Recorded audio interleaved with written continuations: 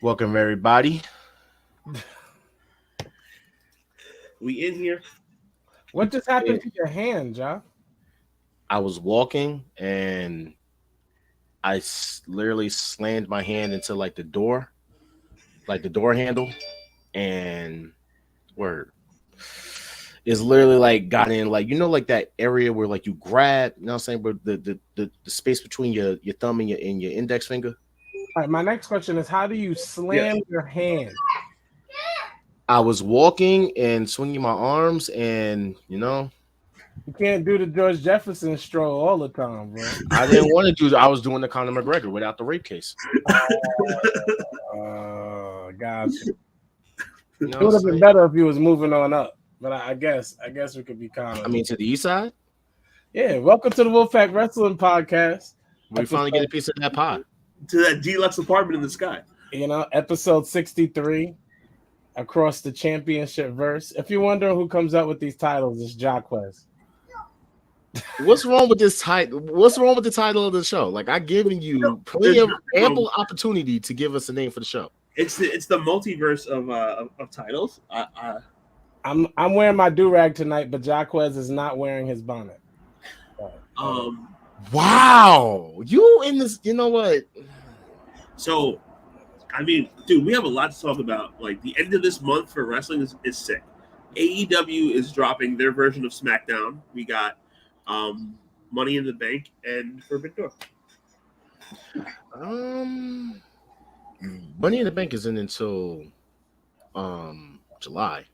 Oh, I'm bugging? Yeah, Money in the Bank doesn't happen yet. As much as like we think that it is, Forbidden Door is the only pay-per-view for this month.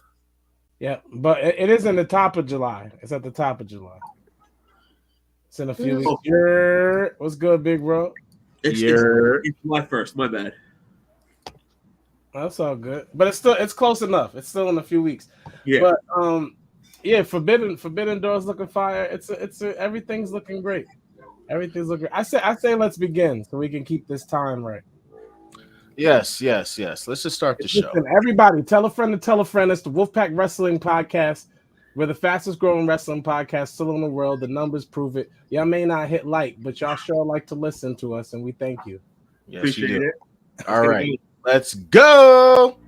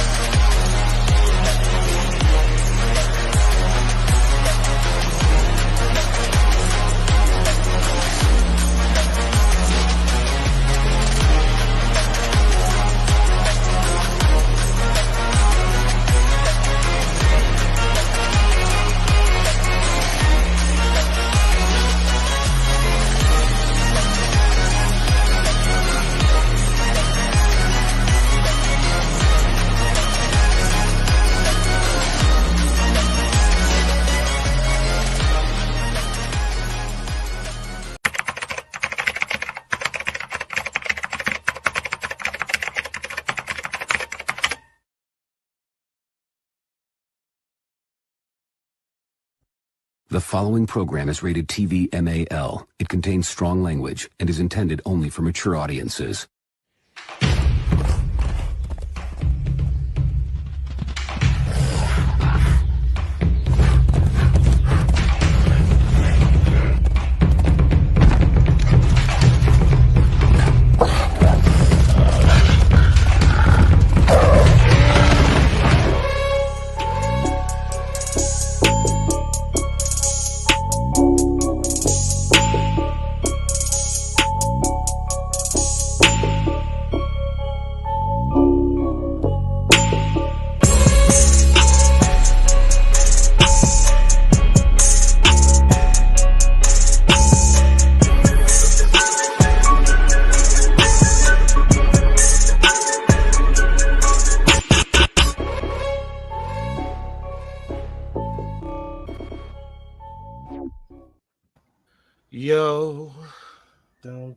Dun, dun, dun, dun, dun, dun, dun, dun, dun, dun, dun, dun. I don't know what song that is, but okay. That's our intro music. You're a That's jerk. our intro music. That's crazy. I did not, That's our intro music. Well, if you think so, but you want to know something? You can't be an intro if they don't see us. So you know what? We're here. There it is. I always start out Ow. in the front chair. I'm always there first. Introduce yourself. Jaquez walks like this, everybody. This is how Jaquez walks. You know what? Do me a favor. Shut the fuck up. No one asked you. As we found out, he was hitting his hand. As most of us would stub our toe as we walked around our home, Jaquez breaks his hand because he walks like this. So in case y'all are wondering, this is the Wolfpack Wrestling Podcast. Jaquez, it would be perfect for extra for Planet of the Apes, I suppose. I missed all you guys. It's gonna be an eventful show. We're gonna try to get it done in a very time constraint way. Yeah, man, and we still have great things coming. We're your favorite. You're our favorite. Thanks. I'm Jared Allstar. Click the link. My music. And I am Jaquez, known as Jahulk Brogan tonight. Still fuck Hulk Hogan. If you guys want to support me and my music, you can scan that code right there. I have new music coming out within the next 2 weeks. So word. Well, not new music, but older new music. But you know what I'm saying. I have music on the way. And below us is this Dark Cunt. Sorry, Dark Cunt. It's all good. Can you guys hear me okay? We don't care to hear you. All right, it's cool because my computer's acting up. Dude, it's hot summer of wrestling. It's continuing. We got I thought you was about to say hot girl summer. No, it's a hot wrestling summer, and we're gonna be your tour guides through this hot wrestling summer. It continues this weekend with Collision. You already know what's going on Saturday, and yeah, man, let's keep it moving. The question is between the two of you: who's Megan Thee Stallion and who is Tory Lanez? That becomes that question. Now, everyone, we please need you to follow the Wolfpack Wrestling Podcast. What the fuck you just say? We're every Thursday night at 7:30 p.m. You can follow us on YouTube, Facebook Live. It's Who Is Quez on Twitch. Shout out to Chris. It's the Wolfpack Wrestling Podcast on on Instagram, Airtime, the Sin.com network. Thank you so much. Please hit the like as you come on to view. Please hit the like, the heart, the hug, whichever one you want to give us. And yeah, thank you. Click them buttons. You know what I'm saying? Click them buttons. First off, I don't know why you're saying great question, Mr. Enforcer, because technically, Megan Thee Stallion is an Aquarius. But the fact of the matter is, I would not hesitate to shoot this man, and I would say that I shot him in court. I really don't care. Like, I was actually going to say the same Meg thing. Thee Stallion? Yeah, would I be Meg? No. I'm. You know what? I'm not gonna say that. I was going to say the same thing. Ja would have no problem shooting me. You damn right. Even in public. So you're damn right. I'm so confused. I'm too tall to be Tory Lanez. Oh wow. But there's no bitch in me to be fucking Megan. So all right. I'm saying. Let's do it. So first things first. Shout out to Chris. I just want to say shout out to our bro, our former co-host, and one of our great job, Chris. Greatest friends, brothers in this podcasting thing, who was actually on Stevie J's. I'm about to say Stevie J. Wow, Stevie Ray. Don't kill me, brother. Sorry. Stevie Ray's podcast. You can check it out on Stevie Ray TV on YouTube. Where they got to interview Ryback. Very, very in-depth, interesting interview. My greatest thing that I got to take from that is seeing Vince fucking Russo over here challenging the Brody, Chris, calling him Dilworth. So I want to see that battle. I'm just putting it out there. I do want to see that cross battle. All right. So that way Chris can show this man how to book things. You know what I'm saying? I'm backing Chris on this one. I just need him to give Vince Russo that work though, because they didn't give him enough time with Ryback. But that's why he took the interview. Like, I realized as much of a face as I am, I'm an honest face. Like, it would have went wrong. But Chris might be Christian for real, not just by law, because he was very nice to Ryback. Yeah, He's not Christian. a, Does not that a mean he's Ryback going to turn fan, on but Ryback? Huge Chris fan, not a Ryback fan, but Chris, you crushed it, brother. Cool. Yes. And shout out to Stevie Ray as well. Not Stevie J, Stevie Ray. Yes. Shout out to Stevie J too.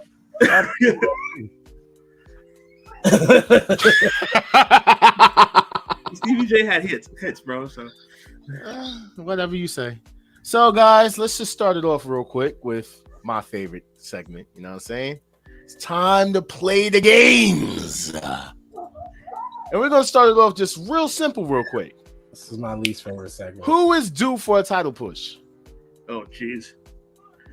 Well, we can talk about it early and say Jungle Boy. You know what I'm saying?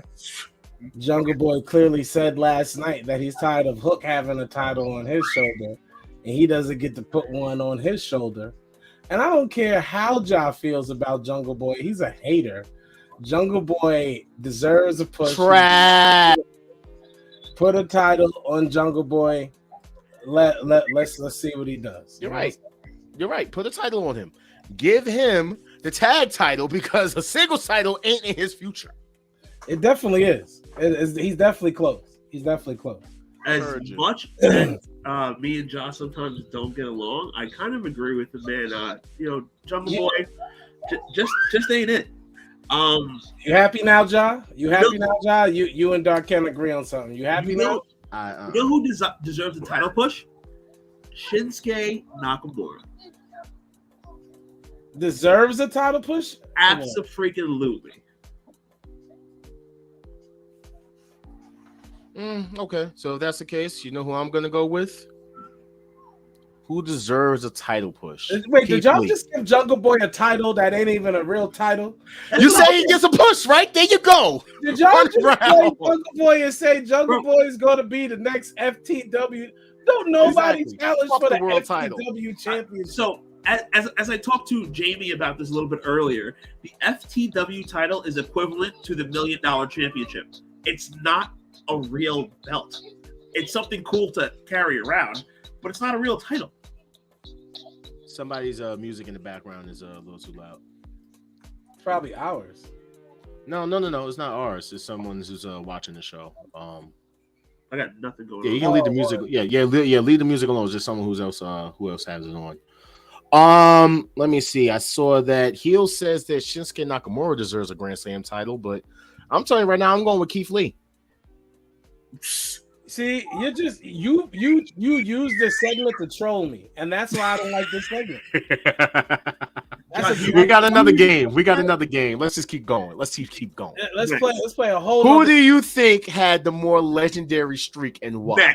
Next. Stop it. Stop it. You're trolling. Let's ask this question. Y'all don't think that Goldberg's 173-0 streak is not legendary though? This is not a question to be asked. First off, when Goldberg's streak won, so on Monday he was like 50-0, and then the Monday after that he was like 75-0. When in real life he only wrestled once. Undertaker's is way more impressive. Brock Lesnar should have never beat Undertaker. Bang, bang, bang. Yeah, and I mean Goldberg injured Bret Hart. He's a bum. Next. Oh my goodness! You know what? Thank y'all for not letting Ja troll y'all either. Y'all know he's trolling. The answer is very easy. All right, guys. In honor of the Raw Women's Championship officially retiring, let's first and foremost have a moment of silence for some of these iconic reigns. Who has been your favorite Raw's champion of all time? Of all time? Bianca. It's a very small sample size, but Bianca. It has to be Bianca. Bianca. Either Bianca or Becky. Who you have? I gotta know. Have. He's gonna pick Nia.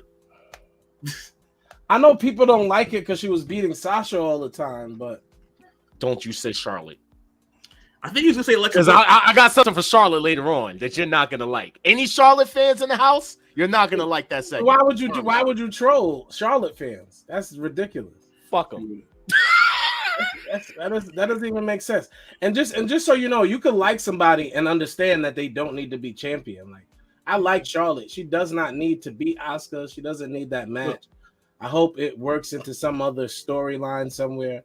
And The greatest Raw we're champion. going to talk about it, but Dude, who do you think is the? Yeah, Alexa Bliss was the best Raw Women's Champion. I knew he was going to say that, and she was very good as well.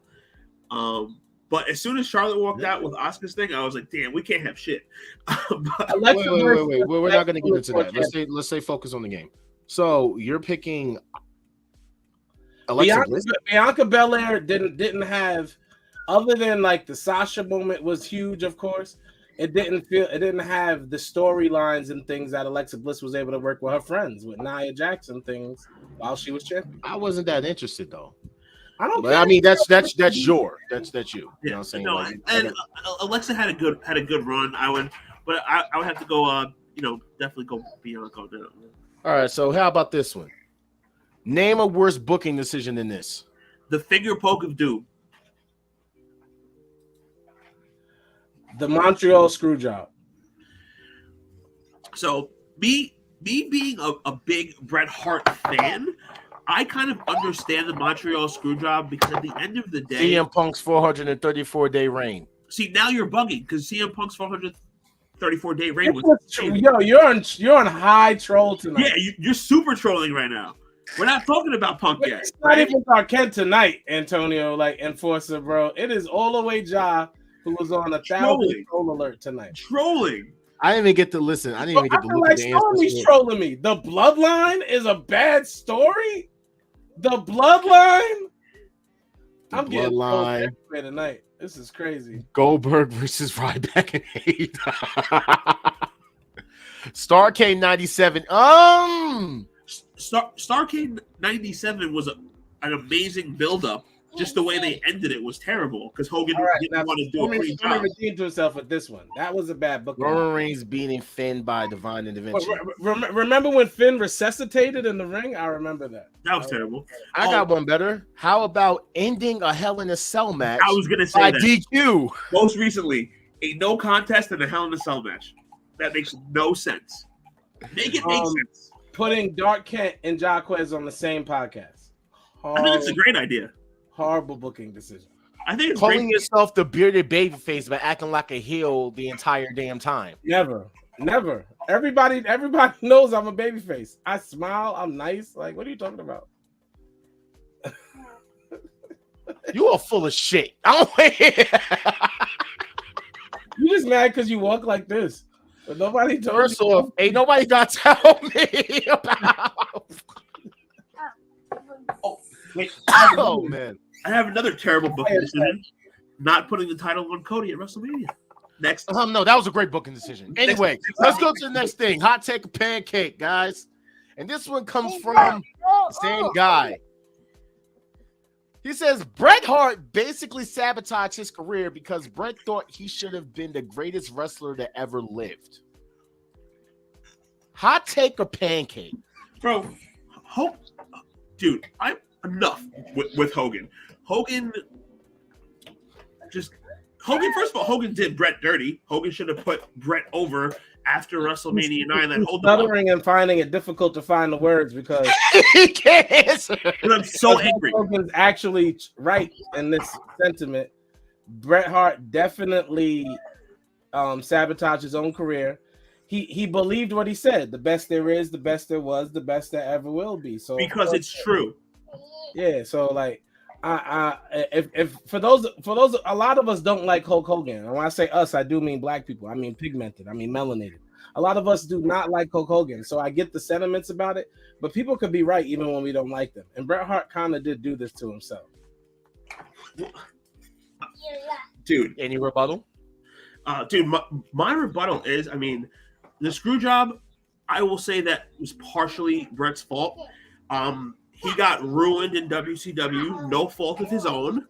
The WrestleMania 9 thing was terrible, but Bret Hart is still top, in my opinion, top 5. He's still top 10 on most wrestling fans' list. So, I mean, his career went pretty freaking good, if you ask me, right? No, and nobody's saying, listen, because that's because of his wrestling ability more so than the end of his career. Like, if Jordan played on the Wizards for 3 years, however long it was, like Bret Hart played on the Wizards for almost a decade and almost ruined that whole thing. No, No, I will disagree with that because 97 and 96, 97, Bret Hart towards the end of his WWE run was some of Bret's best work. He put on some of his great matches. How about his WCW run? His WCW run was trash, but that's not Bret's fault. That's Bischoff's fault, not knowing how to book. Here we go. Wait, so you mean that Bret's run in WCW was his fault? First of all, that's what we're saying. That's exactly what the pancake or hot take is. That has nothing to do with Bret. That has to do with Bischoff not knowing how to book Bret. They brought him in. First of all, he should be the biggest babyface in the world after the screw job. They brought him in as a special guest referee. I like that comment. The 90s happened and the characters become more better than his wrestling ability. That's crazy. But here's why that's like partially correct, because Bret Hart was popular in the early 90s. Maybe we should say the late 90s came, the Attitude Era came. And Bret was popular in the late 90s as well. Bret was known in the late 90s. He wasn't popular. He was known.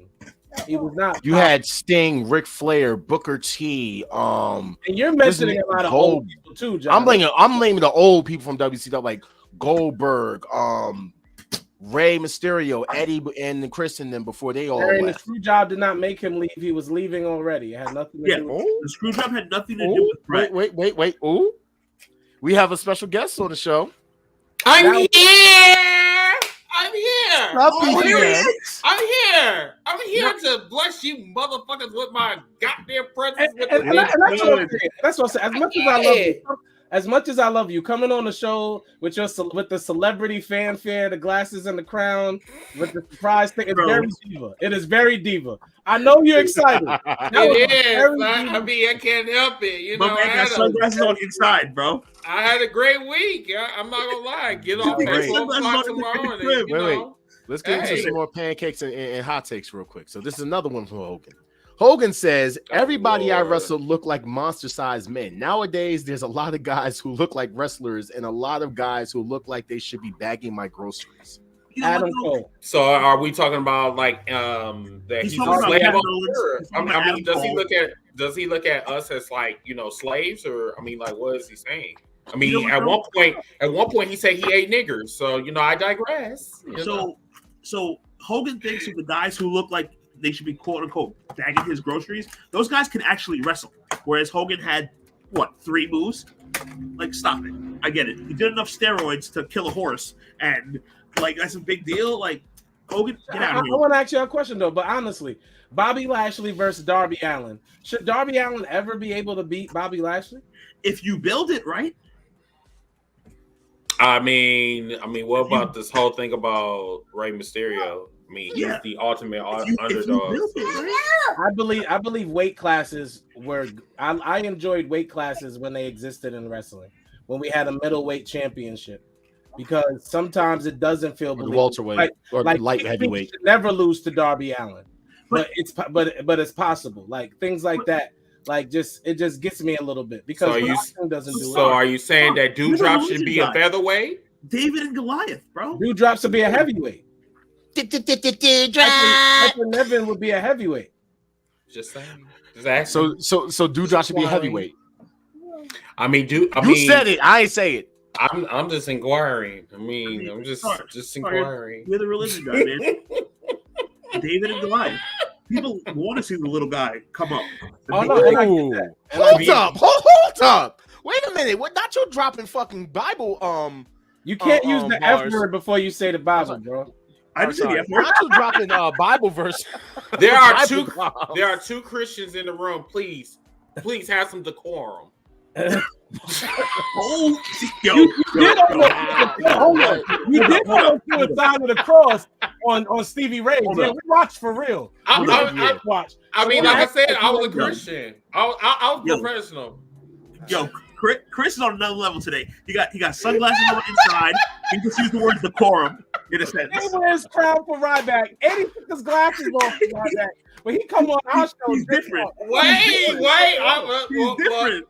Hold on. This is not about me. I mean, I just came on here just to, support, I mean, You know, I'm a gamer at the end of the day. You know, you never know what. It's the reason why they call me King Wildcard. You don't know what type of flavor you're gonna have today. You know, that's what's really good about me. I want to stay unpredictable. You understand me? You know, yes, sir. So I got one for all y'all, real quick. All right. Said, just talking about Charlotte. Said, I think she's the best of all time. I actually think she's the best wrestler in the world overall. I really do. I think Charlotte Flair has had more consistent 5-star matches than any other person. And this is Kurt. This is on Kurt. No, this is Kurt Angle that said this. Okay, so let me ask you a question. So are we really going to go based on someone that had more drugs than Taylor Swift? I mean, so like, what are we saying here? So Kurt Angle isn't a top 25 wrestler of all time? No, we're talking about this bitch Charlotte, right? I mean, but Kurt Angle said it though. That's what we're talking about. Well, once again, I just have to ask one question. And Kurt Angle could be wrong. What 5-star match has Charlotte ever had? That's all I'm asking. Like, where's these 5-star matches? Now that he is delusional about. I don't believe she's had countless 5-star matches. The Rhea Ripley match was good, the latest one. It wasn't a 5-star. I would say 4.5. Okay. I mean, we're pulling strings now. It was above average. It was phenomenal. It was a great match. Above average. Yeah, that's my point. Because listen, I saw another thing going around online, and this is another hot take of pancake right here. This is a perfect one. As far as when it comes to Charlotte, do you feel as if she's not in the title picture, she's not relevant? She's not relevant. Yes, that's very correct. I mean, she proven that when she came back. Unfortunately, that's what she's done to herself. Every time she goes away and comes back, she jumps into the title picture. That part I disagree with, bro. The WWE has proven that year after year. Even if it's WWE doing it, it's ruined Charlotte Flair. The point that she can't exist outside of the title picture is exactly what has become her undoing with a lot of fans. And no, it's her father. Her father decided to pull the strings in the back. He ain't got no power. No, he does. Don't say that he don't got power when your last name has no is power Flair. in WWE. They didn't even let him do his retirement match there, bro. Ric Flair has no power in WWE. He has bro. His last name is Flair. That power. Chris, I think you're incorrect on that one. Okay. Ric Flair has no more pull. He has no pull. What Star just said is 100% correct. Charlotte cannot have a mid-card feud that people care about. She can't have a feud. They don't have a mid-card title that people care about. So, like, and if you need the belt every time you wrestle, then like, what are you doing? First of all, let me counter. Let me counter. I gotta counter that point. Number one, you just said that Flair is not relevant in WWE, right? Ric Flair is not relevant in WWE, right? You did say that, correct? He has no pull in WWE. No. You said no, okay, no pull. So why the fuck is his daughter damn near a 16-time world champion if you say that he does not have any power in the WWE? His name can still sell. The name Flair sells. Once again, you said that he has no power, but yet... The last name is the power. Let me finish. Ric Flair doesn't have the ability to go to anyone and say, "I want my daughter to be in this picture." He don't have to go to any company. He's in a company that everybody be sucking on, which is WWE. I mean, in the WWE, he has no authority to walk up to anybody and say he wants anything. It's just his name. His legacy is that's enough, bro. Yeah, but he doesn't do anything. He can't do anything. He don't have to do anything. That's my point. He don't have to do shit. It's his last name that has all the pull in the world, and I totally disagree with that. I just really feel that Charlotte is fucking overrated, and the reason why she is on the top where she is, her position in the company is because of her last name. Absolutely. But you know what though? I think the silver lining of this whole thing is if they use Charlotte to get Asuka over and cement her title run, that will be a good thing at the end of the day. If Asuka drops the belt to Charlotte, then we're back at square one, and it's the same old shit. Well, I'm just saying, listen, as much as you guys saying that the Flair doesn't have any pull, that last name, that's all I got to say. That last name is one of the main reasons why she is where she is. I think everybody knows that, and that wasn't what I was debating. I was debating if Rick himself had pull. Everybody knows the Flair name. We get it. The woo, everybody gets it. She makes money. It's still WWE's choice to continue to put her in that spotlight because of her name. They have ruined her. They continue to put her in the title picture because her last name is Flair, and they have ruined her. Ooh. Her wrestling ability. You don't have to be a fan of Charlotte. The fact, this is a fact. Because of her last name, they have pushed her too much, too often, to the point where it is overdone. How are you a 16-time champion before 35? Wait. My boy Crispy actually just said it. He said she's overrated simply because she's not had a memorable reign. She hasn't. She's had so many. Long enough.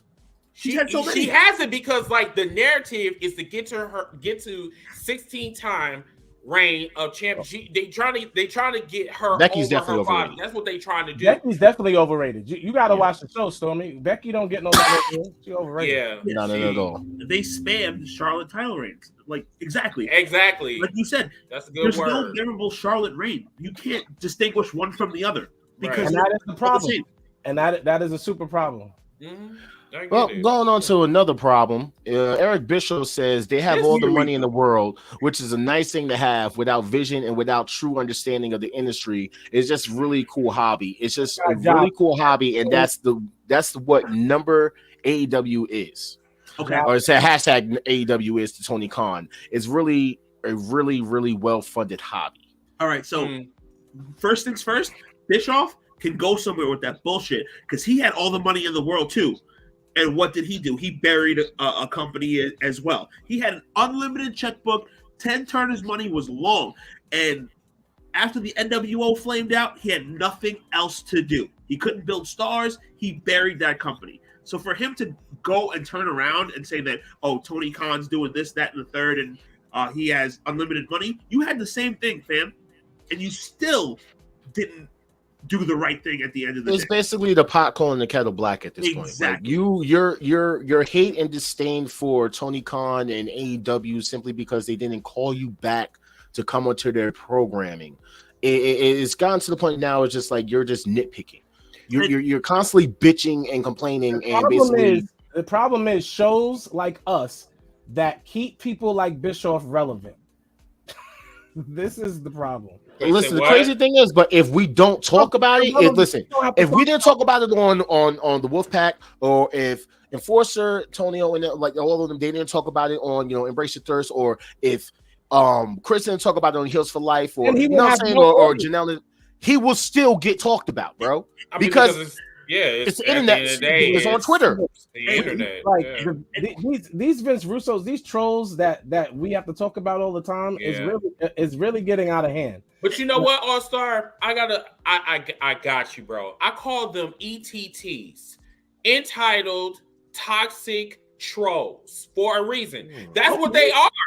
Okay. It's like they always get on the fucking phone bitching, complaining, and being toxic. Yes, you are absolutely right. I said that to Ryback today on Twitter. I said the problem is with professional wrestling these days is bitch ass motherfuckers like Vince Russo and Eric Bischoff, the same ones that destroyed WCW in the first place. Other guy who has that podcast that runs his mouth all the time. Oh, you talking about Ariel? Yeah, him too. Ariel. Oh, what about Jim Cornette?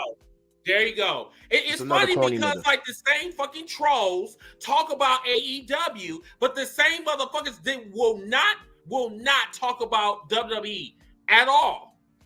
And listen. What is his name? Shannon Shulman or whatever, from the UFC, who went on his show and literally shut him the fuck down. Talking about like, oh, Cody's a bitch. Cody's a da-da-da-da-da-da, and he had nothing to say. He just want to focus on playing darts. But when the roles are reversed, you want to constantly talk about, oh, Tony Khan was your worst interview and yada yada because he didn't want to answer anything. But you didn't want to answer your own question. I think the issue is for me is I don't know what else to say every time we bring up something they say other than so what. Because at the end of the day, they're speaking from a place of hurt, a place of jealousy.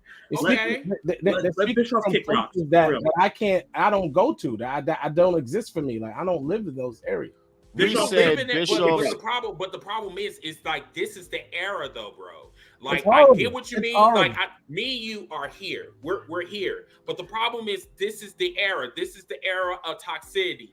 People want to live and drown in their sorrows of what I should have did 30 years ago. I don't give a fuck about what you should have did 30 years ago. I just care about what you're doing in 2023. That's what all we should care about. And as far as Roman getting a role, well, movie roles. No comment. We'll get into that. No so comment. So over the weekend, Amanda Nunes shocked the whole MMA world, and she's retired now. What? Amanda Nunes has officially retired from the UFC. Well, we know where she's going. Wait, why? We don't know. We don't know, but she literally the question was retired? asked. Amanda Nunes was asked if she would ever follow in the footsteps of her former UFC opponent Shayna Baszler and Ronda Rousey into the WWE. Nunes said, "It depends on the contract, you know. If the contract is amazing, why not?" She asked, "What I wanted to do in MMA, I did already. Even more than I thought in my head when I went through my whole career. I became a double champion. I wanted only one. I had two. I'm so happy, and whatever comes after, I'm done with the UFC. We'll see. For sure, you guys will see me around anyways." Listen, I wanted to say that, first of all, I agree with Rod. Mrs. Shields has like 16,000 belts. She is the real belt collector of all sports. If you don't know her, look her up. She collects all the belts. But yeah, I mean, why wouldn't she? WWE is primary place that will pay the money to all of these ex-MMA people because of Brock Lesnar's success. So. Absolutely. And they will continue to do that. Go get your money, boo-boo. And secondly... Mad you said boo-boo. What is up with the diva activity tonight? What you mean? What is going on? What? Wait. Are you... Were you addressing the diva rate? I'm a super diva, but my name is not Quincy. My name is not Quincy. Let's get that straight. No, that's him. He's Quincy.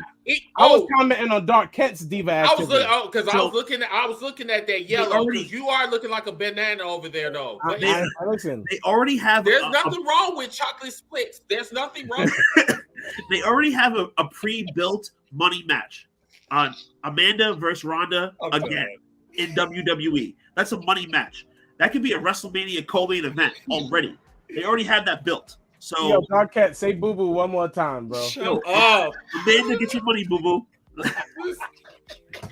You are trash. Yo, you know what? I can't. So there's been rumors going around circulating that Bianca Belair and the Street Profits are reportedly set for a big heel turn. Shit, that should have happened on Black Friday, but I digress. Love it. Everybody's here for that heel turn. Yes, I'm here for that. And then let her get the belt back. And then let her get the belt back and go crazy as a heel. I want to see all of that. Yes. Give me NXT Bianca. His nose. Give me NXT Bianca. That's what I want. NXT Bianca. That's all I want. Okay. Speaking of WWE, real quick, go here, boo boo. Somebody's back, and I just want to let you know that Dark Kent, I was spinning your face because I don't think you're cool. You spitting it. Oh. Carlito Colon re-signed with the WWE as of today. I'm not gonna lie, I like this version of him. I am not gonna lie. Jacked up Carlito. Yeah. Jack up Carlito. They're gonna put him on NXT, have him face the young guys. I don't see him. What? That's what I think they'll do, but I don't see him like them moving up the card. I could be wrong. I could obviously be wrong. I just don't see him in the mix in the title picture or any of that stuff. Carlito gets the Jake Paul treatment. He gets he gets to step in and have a match with Bad Bunny when it makes sense. He gets to be a heel in a match with any of your veteran wrestlers at the moment. You get to bring him in for that type of heat. Carlito's still in shape, so I'm guessing he can still go. I think I watched. I hope that he's not in LWO. don't just like put a Puerto Rican in the Mexican. No, that's like putting all the black people in Hit Row, and kind of like how I'm so glad they didn't do that. Rod said it was like let the Profits be a part of the Hurt Biz, but the Hurt Business is dead. dead. See, that's what I'm talking about. That would have been dope. That would It have been would have, dope. but they're dead, bro. Like that Even if it faction is wasn't never her coming either. back. But everybody in Hero, no Sirski. No, we don't do that here. I mean, Don't you do got that. Hero 2.0 in NXT, right? No, With sir. Noah Dar in them in them chicks. No Sirski. No, we don't do that. Pack him So, up. some more breaking news for speaking of WWE. There's been their exclusive TV rights renewal with Fox and NBCU has expired, which has allowed WWE to seek out other platforms, and apparently Disney and Amazon are in the running for them. This is just news, right? This ain't a hot take of pancake. It's No, this is news. okay. This is news. What's a pancake? I love Not a Aunt Jemima, pancake. by the way.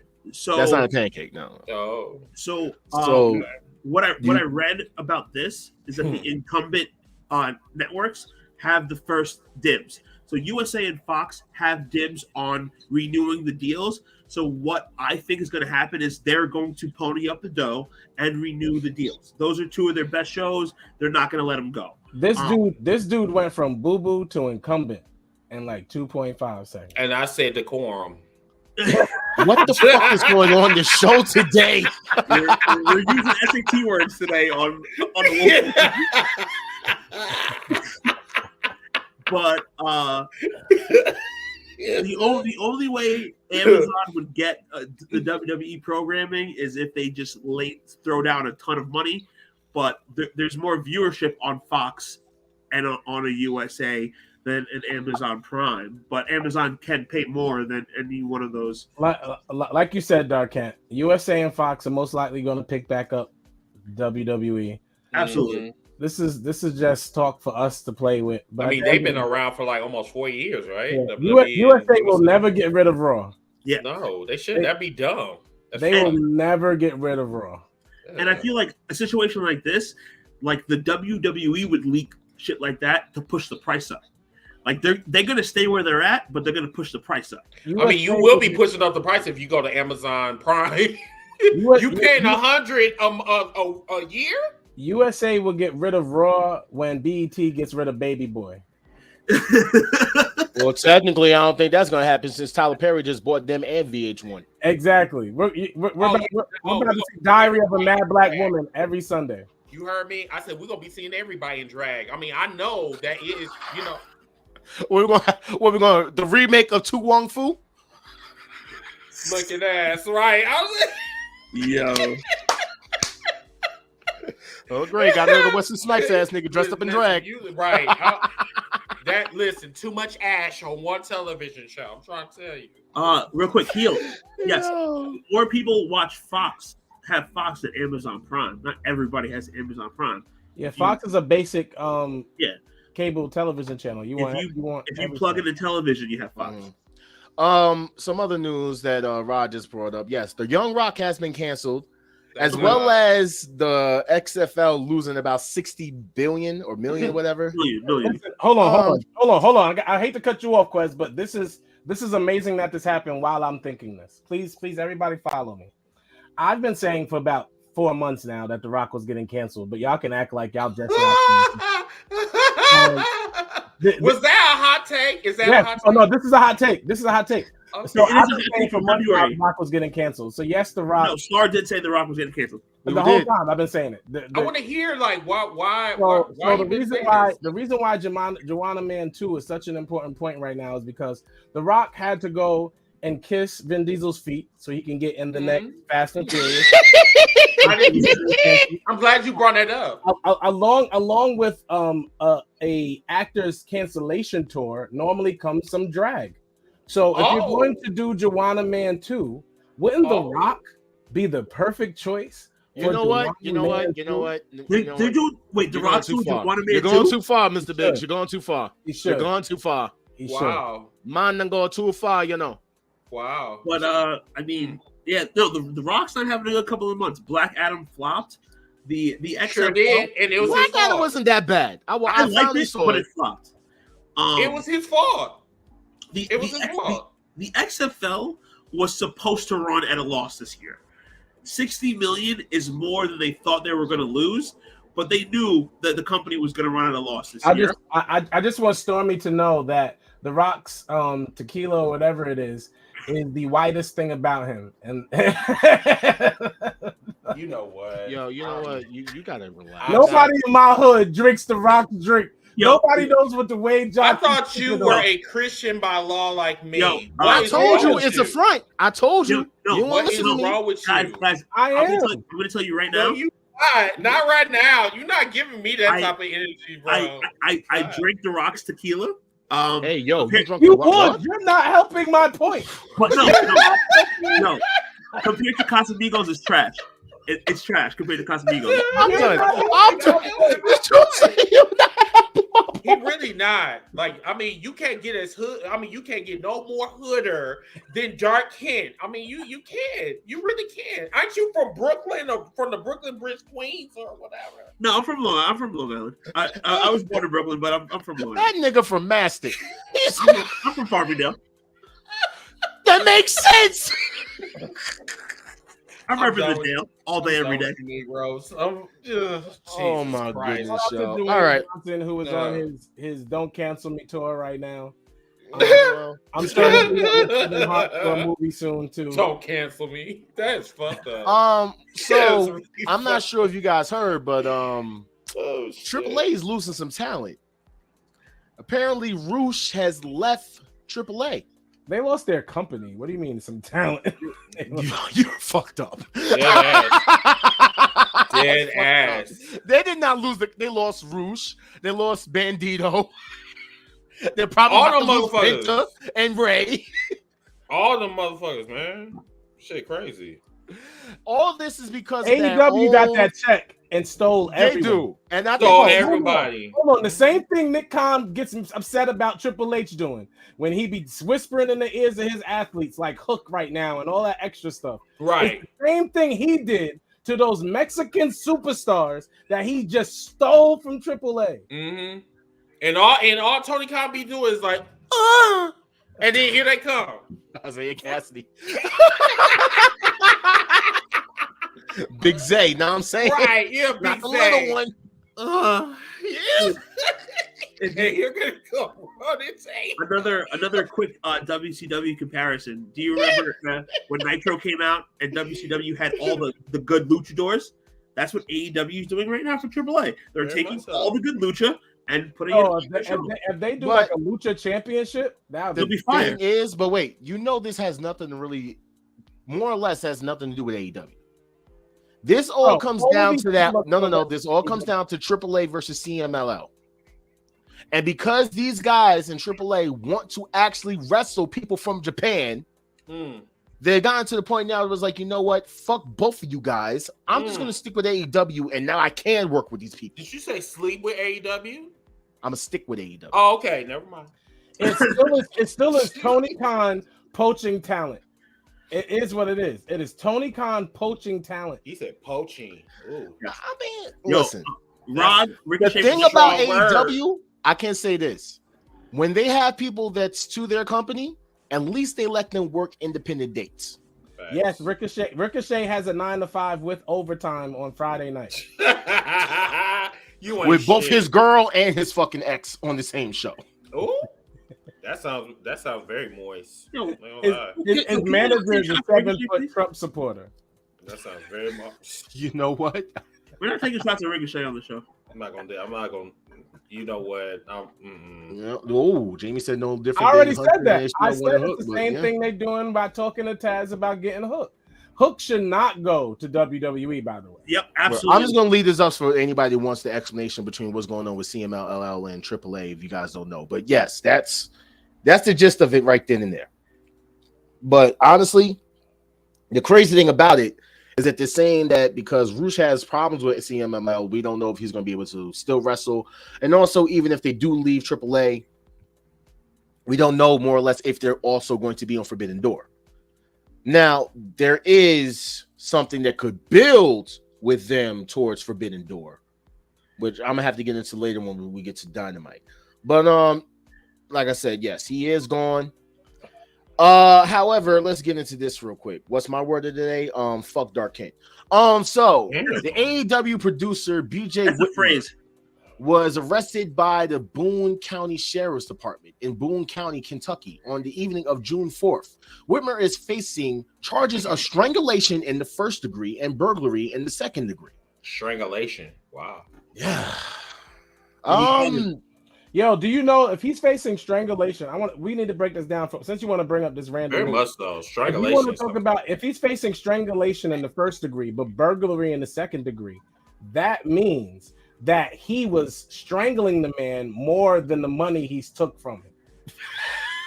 Wow. Damn. You know what? I can't. But yes. Now, I think a couple of people think that, AEW is not paying their people, so that's why he did all this shit. It was a domestic violence case. So I think it's a domestic violence. Oh, it was a woman? Girl's house and her out. If it was a woman, I take it back. He's horrible. Yeah, it was a woman. It was a woman. So he was fired immediately once AEW found out about it. So good for him. Fuck him. All right. Hold on, let me get a tissue. I'm serious. So, Kendall wasn't here when we slaughtered the shit out of Charlotte Flair. Don't worry, you can catch the play. No, Kendall, that didn't happen. I did not slaughter Charlotte. I was just we sacrificed her. She got sacrificed. Okay, I'm just saying she got sacrificed, and then of course Michael wasn't here. You know what I'm saying? We was talking about The Rock getting canceled off. You know what I'm saying? So that's all. But yeah, this guy's out of here. Fuck him. We do want to give a big shout out to Sandra Gray. For those who don't know who Sandra Gray is, she's been in the business for over 4 decades. Sammy Guevara puts her in all of his videos. She's bald headed. Shawn Michaels outfits, MJF, a lot of top guy outfits. Who she makes them all. She's really great at what she does. Bianca Belair, who when she's done wrestling will become her. Ooh, I feel like Bianca don't have too much money to do that. Yeah. I am being very nice. It's just like she don't have a lining. I don't know where it is. This is an old picture that Christopher. She's an old Jod chose too. This is an old picture that Jod chose. But give that lady her flowers because yes, AEW gave her a good send off. You know what I'm saying? Gave her like a whole thing or whatnot. So shout out to her. I can't think of like my favorite like outfit that she's ever done, but she's done so many. Like when you talk about over 4 decades in the business. It's just like I just really think that like you should have gave her a better picture because I thought that this was actually in real time. You should have gave her a better picture. My 3 favorite seamstress in wrestling, of course, is her, the Matt's wife, from the Young Bucks. I mean, whatchamacallit? What's his name? Nick's wife. No, it's the dude. It's Sasha's husband. No, yeah, Sasha's husband's third. The second one is what's the dude who's their manager, the Young Bucks manager, that guy. Oh, Brandon Cutler. Yeah, Brandon Cutler. It's his wife. She does like the white people's gear. Oh, the white people's gear. Oh, I knew that AEW was divided, but like that. Oh, wow. No, she does the elite gear. So, speaking of which, the elite has no black people in it. I knew that. I mean, shit. So we're gonna get into some other stuff. Let's talk about Forbidden Door 2. Hello. So this is some news that came out, and I'm kind of disappointed in it, but I kind of already knew why. It's been reported that Stardom talent is not expected to be at this year's Forbidden Door. It doesn't matter, bro. It really doesn't matter at this point because we already knew, but that's the thing. We kind of already knew because Sasha is injured. She was supposed to actually be in Forbidden Door. The thing is, because of her injury, we don't know her timetable on return. We don't know if it was actually broken. We don't know if it's sprained. If it's sprained, then we're looking at a return around All In, which I wouldn't mind. But yes, Sasha Banks is one of the main reasons that you're not going to see any Stardom talent, represented. I would have loved to see Mercedes versus Tony. I'm not going to lie. Bro, I'm not complaining about nothing. The 6 we got announced out so far are all matches I want to see. I have not seen a pay-per-view. You know that the Zack Sabre Jr. and Samoa Joe is not the actual confirmation. There's 6 matches announced? There's not 6 matches. There's 4. Yeah. Are you sure? Because they was going down the list last night. There's 6 matches, bro. Oh, okay. I'm looking at it. Like they 4. were literally going down the list. Name the matches. There's 6 matches. Name the matches. What are the 6? You got Jungle Boy Sonata on your list? Okay. So announced as of last night, MJF will be going against Hiroshi Tanahashi for the AEW World Championship. Which I'm like, okay, I guess just always insert Tanahashi in the world. Right. I'm just like, that was so random. Heard you. But not as random as Jack Perry versus fucking Sonata. Why in the fuck is this a match? It's not random because listen, all you it's random. Perry haters. All you who is a hater, you banana? How long? What's called? Listen, I'm a lemon right now. I'm sour. I'm a super Christian diva.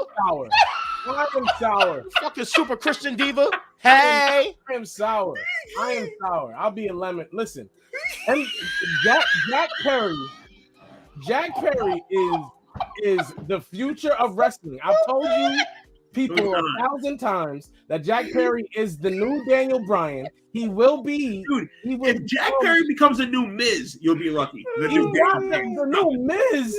The new Daniel Bryan. Listen, sip some of the Rock's tequila and leave me alone.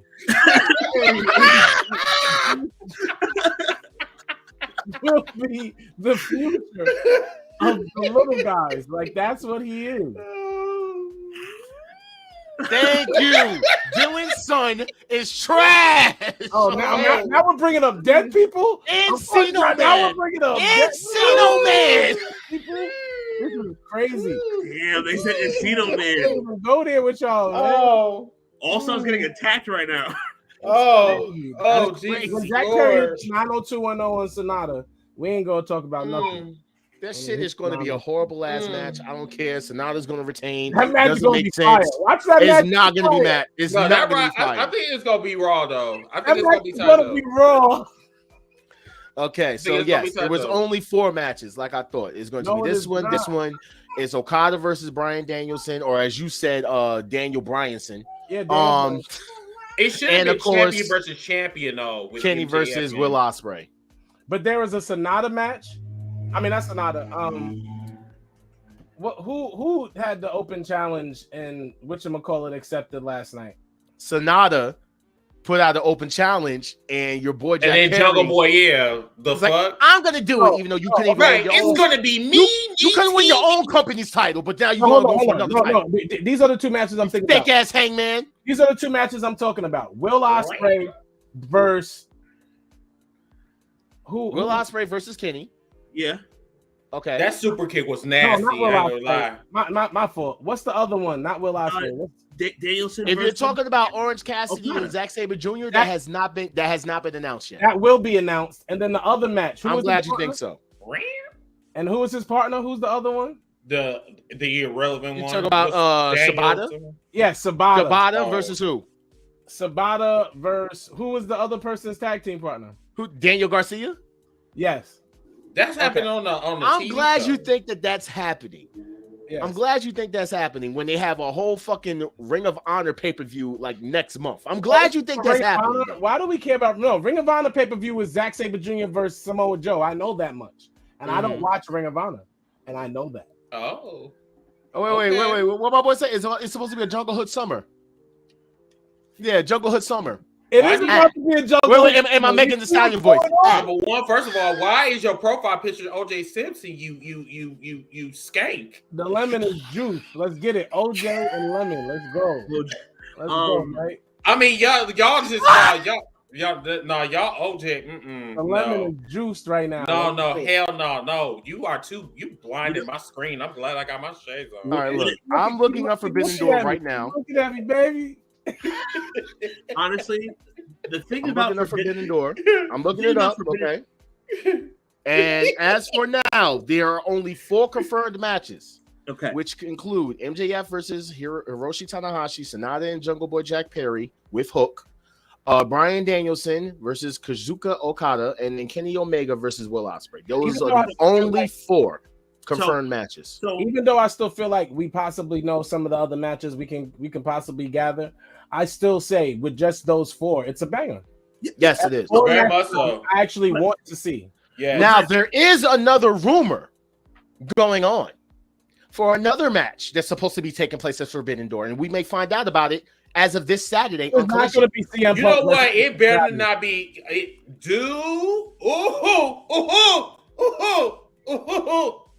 Now this is the big rumor. Oh, Jesus. Okay. And because this is a big rumor, and we have to talk about CM drama. Drama. Let's just fucking just put this out there. We're gonna stick with that. CM drama. CM drama. Okay, because apparently, report CM Punk versus Kenta was the planned direction for Forbidden Door. However, Punk wasn't thrilled about the idea of working with Kenta. Why not? Kenta said, haha, me too. It is zero interesting without money. Also, I'm so pissed that they planned our match without my permission and going to make it with no bag. This is my personal feud. Fuck you.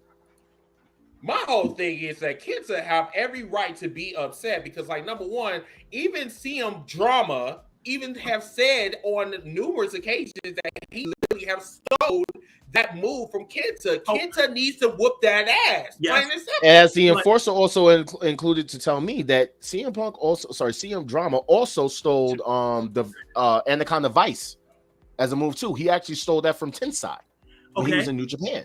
But so this man is a formidable stealer. He's a formidable problem. But I just want to know if this guy was born. Hold on. Habitual. Was he born at the end of June or the middle of July? Because this guy's a fucking cancer. Hold on. Rare. Hold on. If you steal or borrow a move from someone and you give them their props, then what are we even talking about? It's like in rap music. People sample old songs. I need all of us to be honest for a moment tonight. And here's this. CM Punk, this man has gotten his own show through AEW. He has an actual show that's coming out, season 2 of Heels recently. Mm-hmm. His wife is one of the co-runners, if y'all do not know, of WOW, Women of Wrestling. Correct. Mm-hmm. CM Punk, as someone said in the chat, as much as he is CM Drama, excuse me, he is still a draw. Yeah, he's still. I mean, he's a draw. AEW would be out of their minds if they didn't book this match. Okay, so here's the thing. The thing about it is that the person that runs AEW is a flower ranger. Like, he does coke. He's a CM Drama fan, though. He's a fan. Right, exactly. So I wouldn't exactly say, like, you know, CM Punk is like a draw. We just have a cokehead that just can't get enough of CM He gave Punk. him his own show. I understand that. He's a fucking Flower Ranger. Straight up. He's a buddy. Fellas. Yes. Let's not play ourselves here. The network wanted Punk back, right? They said they didn't give a fuck if he came back or not. Damn fucking fanboy. Network Who the fuck is this dude from Long Island? The network wanted Punk my back. man's. It's the rock tequila he be sipping on, bro. I be trying to tell you. Dude. Wait, the network wanted Punk back. So let's they did not. Y'all was sipping on that got him canceled. Y'all sipping on the same. Who the fuck is this guy? I mean, who the fuck is this guy? The fuck. So let's just get into what me and Chris knows about when it comes to CM Punk. So when it comes to this asshole, not only people want to know, like, wait, when did he say he wasn't thrilled about it? Wade Keller of PW Pro Wrestling Torch claimed on his audio show late last night that something about CM Punk will be published before the debut of Collision that wasn't going to help matters and would turn the situation into one of those weeks. Fightful has since reported that CM Punk taped an interview with ESPN last week, which is scheduled to drop sometime soon. The interview was set up by AEW, and the promotion did monitor what was going on. Punk is believed to have spoken in a manner that would blur lines and create a buzz for upcoming shows in such a way that those watching might question if Punk was working people or he was shooting. That want to know what some of that stuff was? That means that shit's gonna drop tomorrow. Exactly. And here's what I'm saying. Other than that one fiasco they had, you should automatically assume most of things in wrestling are a work, which means we probably are getting CM Punk versus Kenta, which means that bag's already been solidified. Which means All In is looking at the Elite versus CMT FTR, which by the way has a brand new fucking shirt now. Exactly. Which means CM Punk really is the vice president of creative, most likely on his show. Like he really is a part of the creative of his show. Like Fightful said that it reports that the upcoming interview with ESPN's CM Punk said things that didn't go over well with some of the AEW talent. Punk said which would be seen as his version of the truth. Okay. Punk reportedly also wasn't thrilled about the idea with working with Kenta at Forbidden Door, and he also dropped Hangman Page's name and said that he doesn't like him yet again. Okay. So Punk did an interview 2 weeks ago, and they're gonna drop the interview the day before the new show. It's all the work. It's all the work. I will say this. As much as we see him drama because he's always saying something. And I guess that's a part of his character if we think about it because of the whole pipe bomb thing. But all I want to say is I hope he's been training during his time off. I hope so too. Instead of running his mouth. He can actually wrestle. That way he makes us kind of fall back a little bit. Like, you know what? CM Punk had a good match. That means something to a wrestling fan. I hope he never tries the buckshot lariat again. And CM Punk versus MJF dog collar match was classic. So don't act like Punk never had a good match in AEW. Punk had one good match in AEW. He had a couple good matches. I'm going to tell you right now, Bischoff might actually have a point on this. He says CM Punk is the biggest financial flop in wrestling history. I wouldn't say that. I wouldn't even go that far. Eric Bischoff is the biggest financial flop in wrestling history. I mean, when you say financial flop, you mean that this man can't draw. CM Punk can draw. I don't know what he mean by like financial flop. I mean, Eric Bischoff really needs to stop smoking is the crack. biggest financial flop in wrestling. You brought up Bischoff twice on this show. Listen, Antonio, I am emotional right now. You are getting emotional right now. It's that Long Island sound. Punk MJF dog match was the best match ever. Oh my god! Listen, Chris. The crazy part is you are speaking with 3 different Long Islanders. I know. So therefore, Dark. So what's in the water? No, Dark Kent don't drink water. He drink the Rocks tequila. Or that smoke. He's rocking the Rock's bottom. You know, hey, are y'all still dealing with that haze or some shit? Is it still? No, we good. I kind of think the Dark Kent sniffed it in though. Wow. So you gonna let him talk to you like He's that? better than ever. Got a knack for making things better. Quest is back. I can't wait to come down to Brooklyn for real. Like, we can't wait too. Listen. We're all gonna be. Pull up. Let's get it. We're gonna be all. Oh no, I'm coming to Jobber Slam. Most definitely. Oh yes, we are. Yeah. We're all gonna. I got to get my tickets and shit. The reason why I brought up Bischoff saying this is because AEW's ticket sales for Collision is not doing anything. I could have told you that, bro.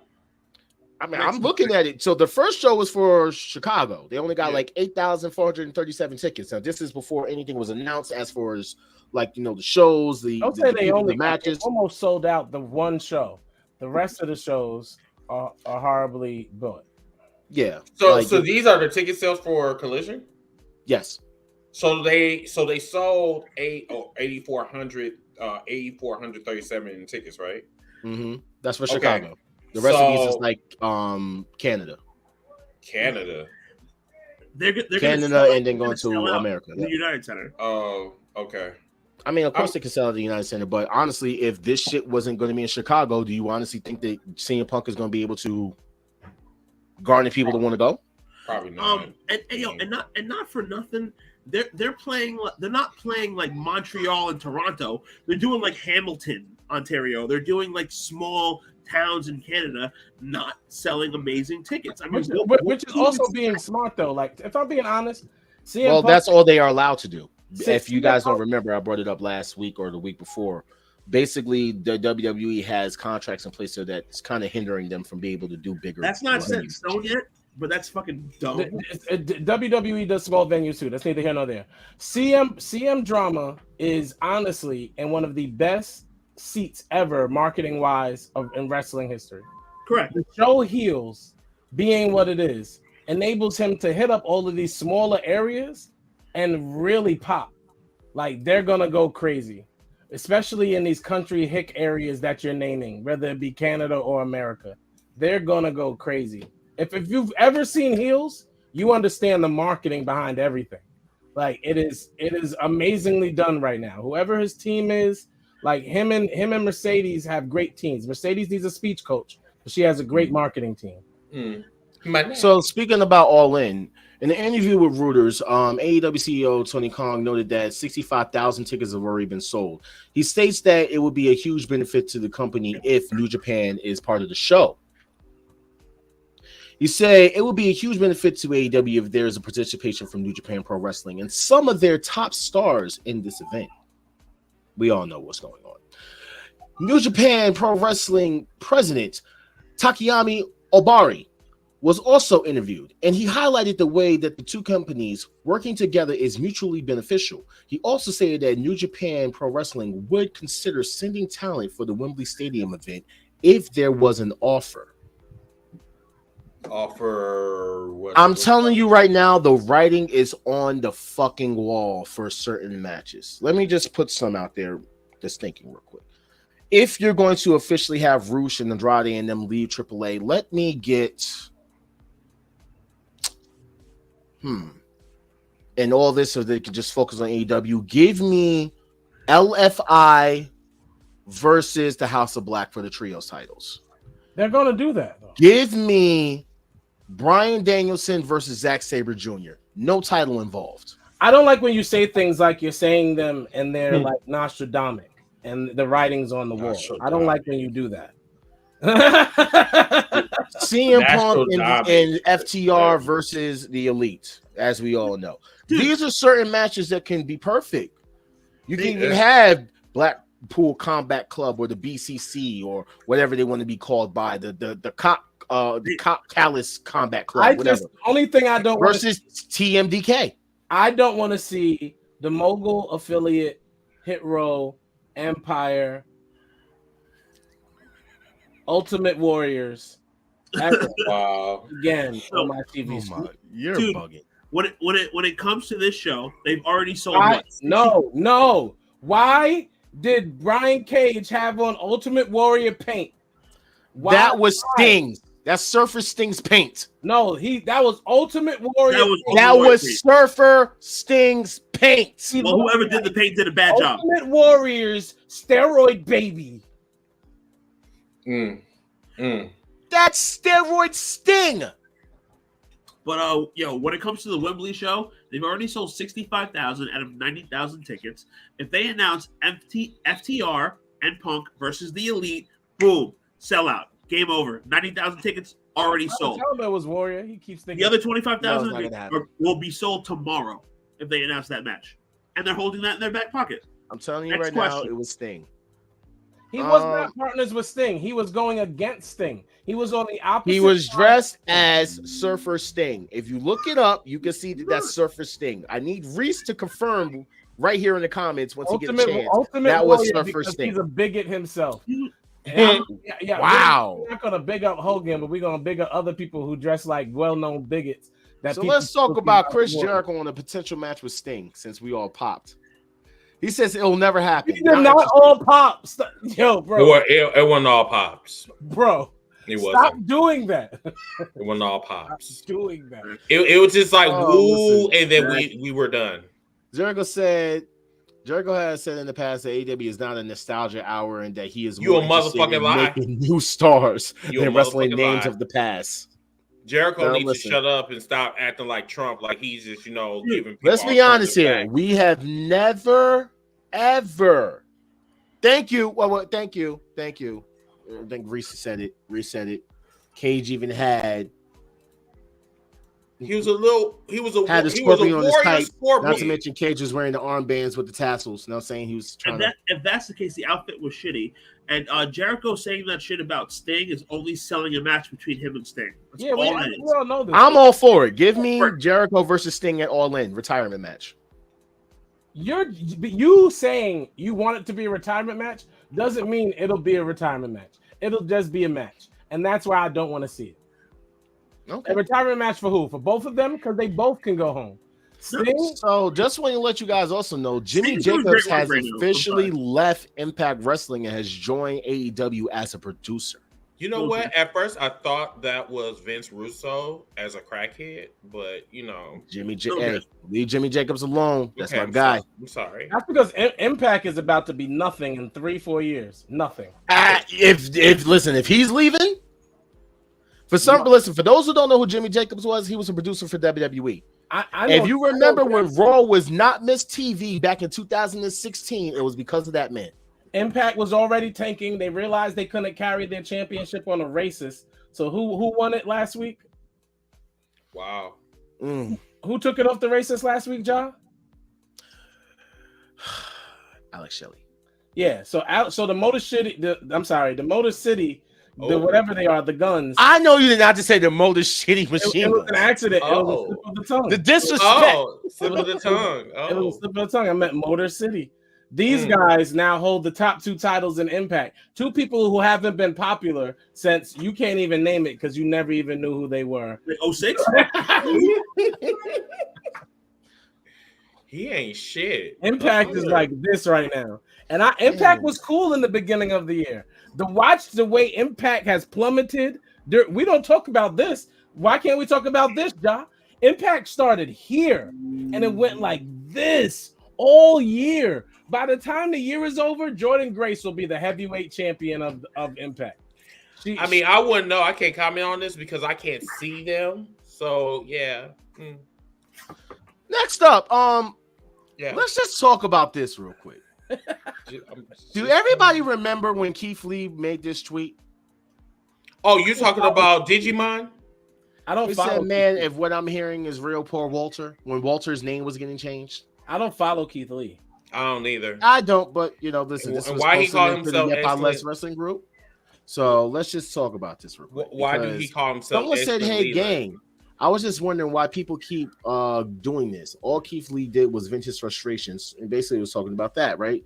Anyone else think that it's pretty petty and childish to constantly bring up the Keith Lee tweet about Walter? Is bordering on harassment, Keith, at this point. Why are of course bringing it up though? The weird people said, nope, talking shit when you have no basis to deserve is to be ridiculed. Let's just be honest here. For those who you guys all remember when this tweet came over out, a year ago. Why are we talking about it? Because this is apparently still a thing, and everyone keeps bringing it up because, apparently Keith Lee's not doing anything in AEW and yada yada. Do you guys all remember what this tweet was about? No, remind me, please. Okay, remember why we're calling him Gunther? Oh, it was because of a Nazi, some type of shit. Yes, yeah, yes. Okay. So once we found out apparently that he was getting called up, coming to the main roster. And they was going to be calling him Gunther Stark, okay, which is the name of a Nazi general. And everyone was like, "Oh, how can WWE do this? That's crazy. That's laziness." We talked about it on the show as well. It was laziness. Yeah, now, saying the fact is, how can't you do your fucking research? You can do your research on everything else, but you can't do. Okay, got it. That is why this man said that. But some reason. People are now reusing this as a tool to hate Keith Lee and saying because look at Gunther now, and he didn't. Let's just get to the bottom line of this all. Okay, this has nothing to do with anything but the fact that nobody likes Keith Lee. Keith Lee was over for 2 seconds. This is why we get mad at Dark Ken about CM Punk. CM Punk was over for 3 to 4 years, only 3 to 4 years. CM Punk's over right now, and he wants us to feel he has made a comeback. Cool. But you want me to feel like he's a legend with 3 to 4 years of being over. He is a legend, but continue. And now we're talking about Keith Lee, who was over for 3 to 4 months. And you want me to feel like Keith Lee is a superstar. And this is why I come up as a heel when I'm speaking simple facts. Keith Lee is not over. If you like Keith Lee, that's fine. Be a fan of who you want to be a fan of. But you're Over right. means It's not over. over means he's popular with the majority of people. Not happening. CM Punk was that for only 4 years. 4 years. Keith Lee was that guy in NXT. Now he is a shell of what he was. And I don't think he'll ever get back to that level of popularity that he was at.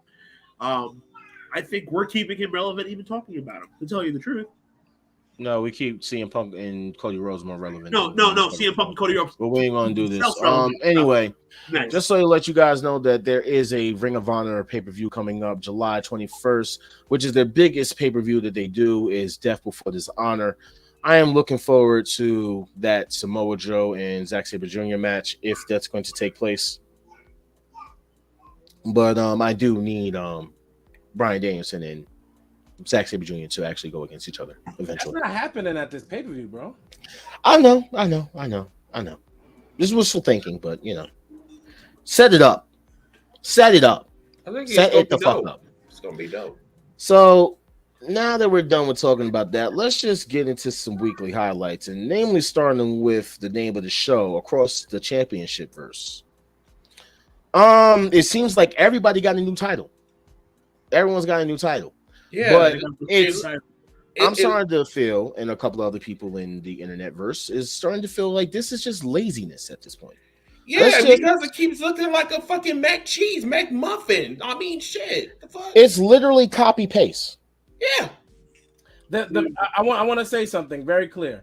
That first one is a stretch. That is a reach. That is a reach. Wait, which ones? The newer belts, the ones that Seth and Rhea have, feel newer titles. Yeah.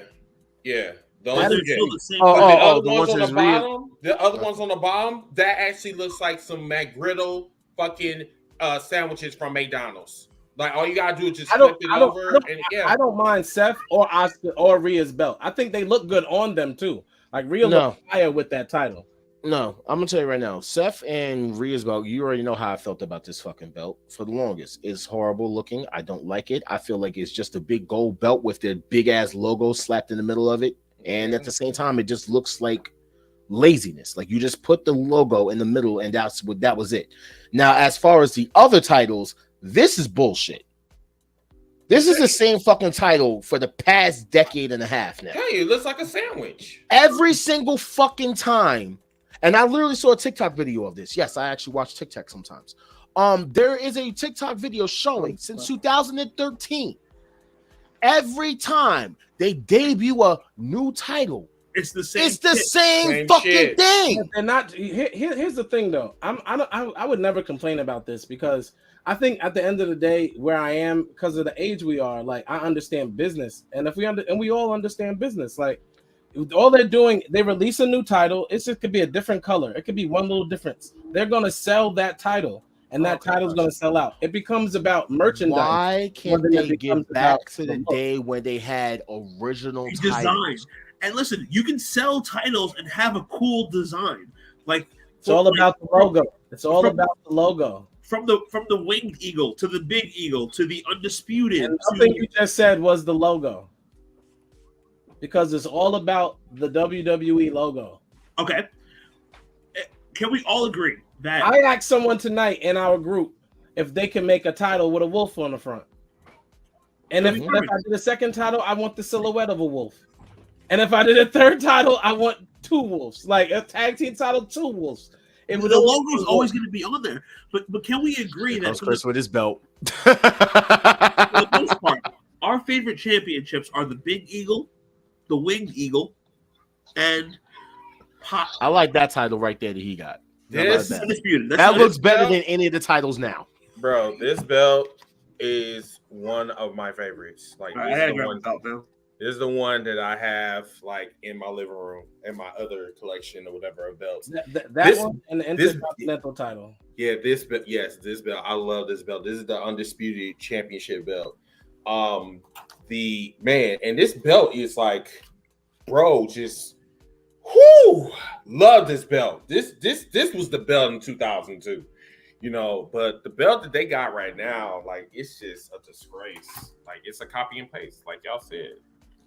and I understand. Yo, I just literally looked at the fucking shout out to Chris Harrison. He literally just sent me the cruiserweight title. That the title you're talking about with Rhea is literally the cruiserweight title. It's dumb wild how I'm looking at it right now. This is literally the title. Let me try to see if I can save it so I can upload it real quick. But it literally is the same damn title. I think I vaguely remember what you're talking about. The purple strap one, the lavender. No. Before it was the purple strap, the black and gold one. Oh, from the 90s? No. I got you. Hold on. I'm literally uploading it right now because I'm literally looking at shit like, what the fuck, bro? This shit is blue writing. No. Hold on. Why the hell can't I find it? This is okay. Got you. My bad, guys. Yeah, continue. But yeah, looking at this title real quick. Here's what do you say about the titles? Because to be honest, like I don't mind this title. I want to see what you're talking about, but I don't mind this title. And also, I don't watch wrestling because I really necessarily care about what the strap looks like. Like the UFC's titles look trash to me, if I'm being honest. Like I think a lot of sports have trash looking belts. Like, but what does it have to do with anything? Okay, I see. Yeah. This is literally that's crazy. It's just the same title, but that one looks better. But yeah, I see it. But yeah, is it lazy? Of course it is. But at the end of the day, is it just marketing? Of course it is. So these are your 4 new titles. But by the way, I want to reiterate, UFC has ugly titles as well, that all they have is the UFC logo on the front. It's not just WWE. And I know a lot of people tried to sit there, and someone actually has sent this to me as well. They said that what about the AEW titles? Shit, what about them? They actually look like belts. They've barely redid their belt. Although the TNT strap, they have changed the color of 4 times already. And the Orange Cassidy belt looks great. I'm a big fan of that belt. Yeah, and I love the international championship. Yeah, I love that one. I love the All Atlantic title. That shit looks great. That shit is dope. But yeah, I mean, it's just weird to me. I feel like they need to get it back into putting in more like effort into the designs. Like I know like everyone constantly talks about the fucking Spartan helmet fucking tag titles, but at the same time, wow, Maybe. I feel like those had a little bit more fucking like character to them than the shits that we're seeing right now. The Spartan penny belts look like shit. They've looked like shit for a very long time. They need to redo the titles for the tag teams like ASAP. So what do you guys think about SmackDown? Because we did definitely start with Asuka getting a brand new title. Dude, as we were just talking about. As soon as Charlotte walked out, I was like, damn, we can't have anything nice. You know? Like, just let Asuka have a good run. Give her a couple of months. Let the girl rock. Because we already confirmed that without a title picture or a title like chasing thing going on, Charlotte is irrelevant and basically has no story. I think we say things crazy. Charlotte is not irrelevant without a title picture. We've never seen her without it because of her last name, as we stated earlier. Charlotte Flair is irrelevant without a title. Charlotte Flair, that's like saying irrelevant is irrelevant without a title. The blatant saying things as fast. I can't. No. I'm not going to say that. You want to know why? Because you said it. We have never seen an actual thing with Charlotte without a title. I've seen it with multiple different fucking people who can actually hold their own and don't need a title. So then we wouldn't. Can the same be said about Charlotte? Can the same be said about Charlotte? Can Charlotte hold her own without having to chase the title? If they give her a chance to, book her in a storyline. It sounds ridiculous to say that as if you've seen it before. There's nothing to compare it to. So her relevancy without a title, that's irrelevant because we haven't seen it. That's irrelevant. Your point is irrelevant because it hasn't happened. No, you're defending Charlotte is irrelevant because at the end of the day, she's irrelevant. If she was not to go against Asuka, who would care about Charlotte Flair right now? If they book her in a good feud against another girl. We already admitted that Charlotte has never had a 5-star match. Just saying. Who could you book her against? That would be a good feud. Let me hear a good feud. We also have recognized that what you're saying to me is pointless. Without the championship, give me a good feud for Charlotte. because you're hating. I'm gonna be very plain. No cap. I am not a Charlotte Flair fan, and it makes me seem like I'm a fan of people when I defend against troll-like comments to me. All I'm saying is we cannot say someone is irrelevant without being in the title picture if because of their last name they have never not been in that title picture. With that said, Charlotte Flair has forever just been that, a Flair, and being a Flair has granted her the platform she's been in. She's had above average matches with Sasha Banks. She's had above average matches with Bayley. She's had above average matches now with Rhea. I don't know if they were 5-star or not. I'm not Meltzer, but do I feel like she's had good matches? Yes, she's had good matches. Okay. Crazy. Okay. Let's see. Charlotte has been seen without a title, from losing the SmackDown Women's title to Becky to winning the SmackDown title from Asuka. But she was in the title picture. But yeah, every match she does is involved. It's a title picture. It's not like I said, someone saying like, Ronda versus Charlotte, and I'm like, well, that needs a title picture. No, Ronda versus Charlotte would be shitty because no one cares about Ronda. No one cares about that. It has to have a title involved.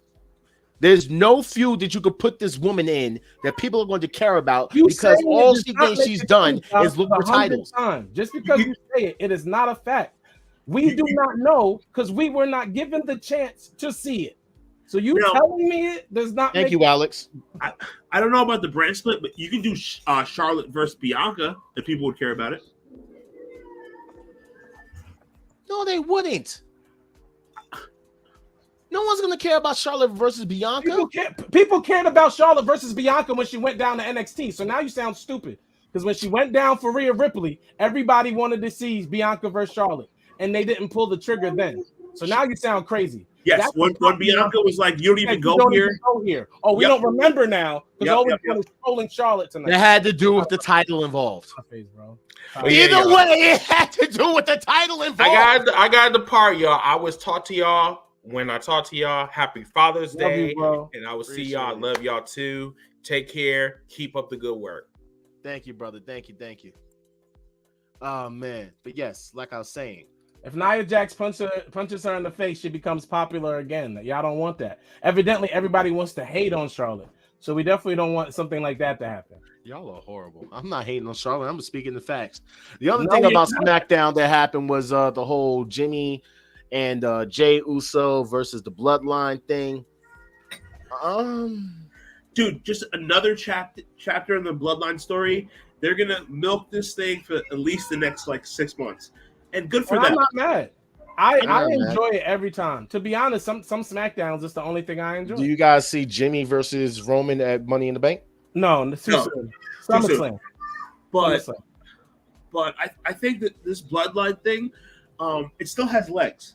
They can keep it going for a lot longer. The other thing that happened on SmackDown was apparently Ronda and Shayna confronted Isla and Alba, and now we're gonna have a unification match for the women's tag team titles.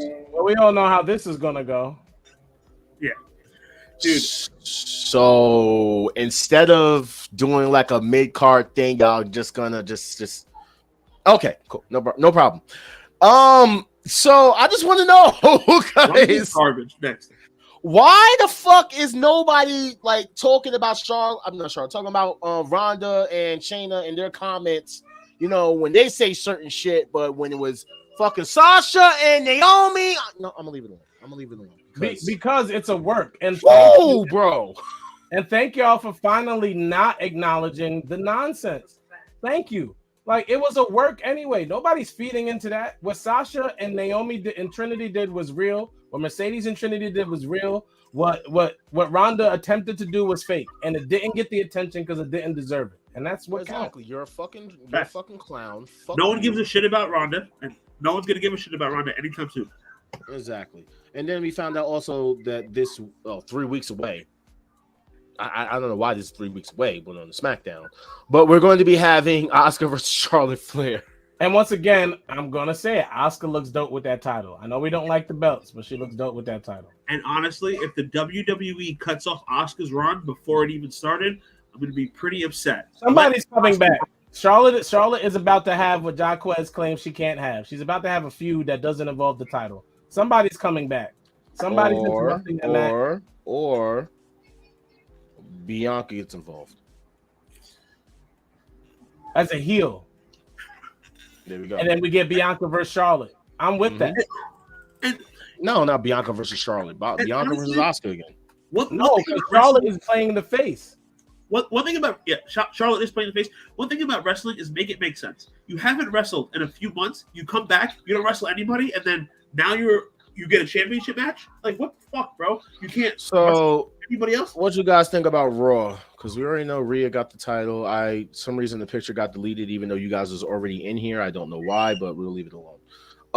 But Rhea with the title and Dom put the title around her, looking like a nice little couple. They booked the most over babyface versus the most over heel on Raw in a match. Here we go. That being Cody Rhodes and Dominic Mysterio. So good job by booking WWE. Will you stop with the bullshit, bro? Wait, tell me I'm lying. You still going around saying that Dominic is the biggest heel? Dominic Mysterio is the most over heel on Raw. Yes. No, he's not. Nigga, stop disrespecting Gunther. Dominic gets more heat than Gunther. Oh my god! Shut the. Am I lying? No. Yes, you're lying. Okay, you're lying because you're fanboying all the time. So we had the Miz versus Cody, decent match, game over. Next up for Raw, we ended up having Becky versus don't know. I totally fucking forgot. Oh, Chelsea Green. All right, and then you had the most shittiest fucking promo I've ever fucking seen. Can you understand what Zoe Stark? Yes, Zoe Stark. What was that promo? Nobody said she cut good promos. I said she was a good wrestler. No, that promo was trash. It was terrible. Okay. It was like I never said she was a good promo. I said she was a good wrestler. Okay, just want to make sure. We had Damian Priest versus Matt Riddle. I also never said she was good looking. I said she was a good wrestler. I didn't say any of these things. Like I said, we had Damian Priest versus Matt Riddle for the Money in the Bank qualifying match. I was so shocked yet happy that Damian Priest won that match. You think so? Yeah. I mean, a lot of people are complaining saying that there's no star power in the Money in the Bank, and I'm trying to figure like how. Oh, this is what the Money in the Bank match was made for. It was made for people like this who are being overlooked, who nobody's trying to pay attention to. It's like the best one they ever had when Chris Jericho was in it, and they were all in the ring on the ladders. Mm-hmm. That's how you want the Money in the Bank to be built. So anyone who's complaining is stuck in the same cycle that they complain about all the time. We won't want the same people. We want new people. To add to Star's point, the Money in the Bank was used to elevate people who were in the mid card who deserved the push. For example, Edge, he was, he moved up in the card because of the Money in the Bank. Punk moved up Money in the Bank. I even say Jack Swagger. You know what I'm saying? Recently they started putting like veterans in the Money in the Bank, people who've already been champion. You know what I mean? Put people in the Money in the Bank who haven't been there before. Otis, the worst cash-in Money in the Bank situation ever. Yes, got over with that case, and then they screwed him. But even when Otis won it, you knew he had no chance of being champion. Bro, he was still over. They could have done. They should have did something. They were next. You had a couple of matches which I honestly didn't give a fuck about, which was the Bronson Reed versus Ricochet. You could skip all that shit. That was horrible. Let's just get into this promo. Oh.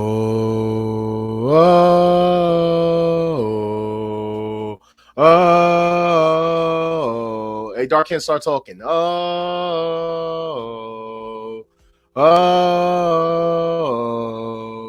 So I feel bad for Finn. Reason being is that this Rollins is becoming what champion?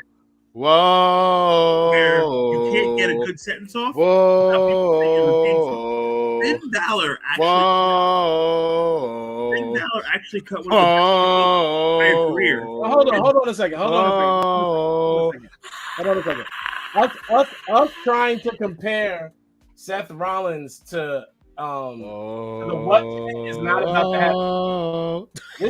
This is something completely different. This is as if they kept singing Judas even after Chris. They hijacked the fuck out of the show, bro. It is not the same, bro. What is annoying? The whoa is just like powerful. Like it's something else to it. No, but no, it's the same thing. Saying that you can't get sentenced, you can't cut a good promo when people are singing the theme song. Great promo, but you couldn't pay attention to it because of what was happening in the background. And that's what the what chant was. Whether people were what chant shadowed it, and I feel bad for Balor because of that. Dude, I love Seth Rollins' theme, but it kills the segment in my eyes.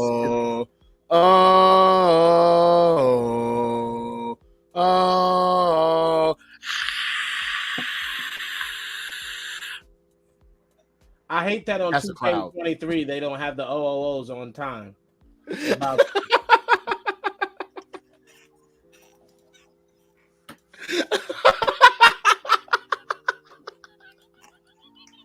What do we have? Dynamite? Let's do it. Darkit, you gonna talk now? Like what's It was a great great build up for the match. You were one of those kids that dragged life. Yeah,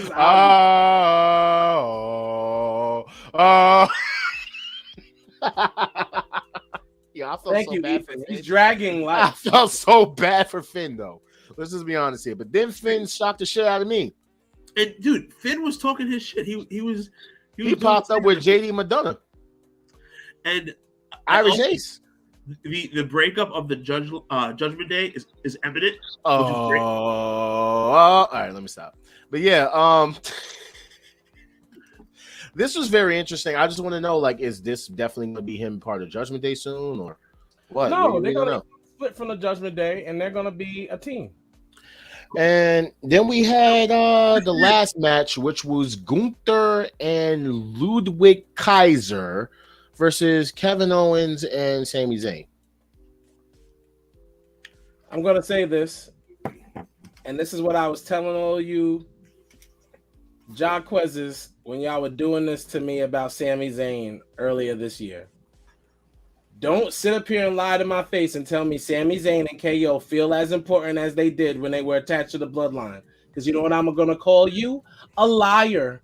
A liar. A liar. Because Sami Zayn and Kevin Owens are not as over. The last big moment they had was Sami Zayn going to that country that he never was supposed to go to. And that helped. And that was also a bloodline match. Now, they are not. Gunther is the star in the whole situation.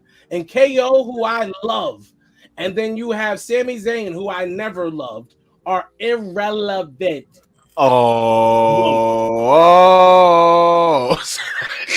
Irrelevant.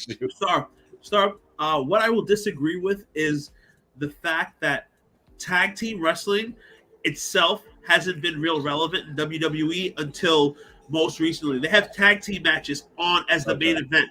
A tag team match was the main event of WrestleMania. A tag team match was the main event of Saudi Arabia. A tag team match was the main event on Monday.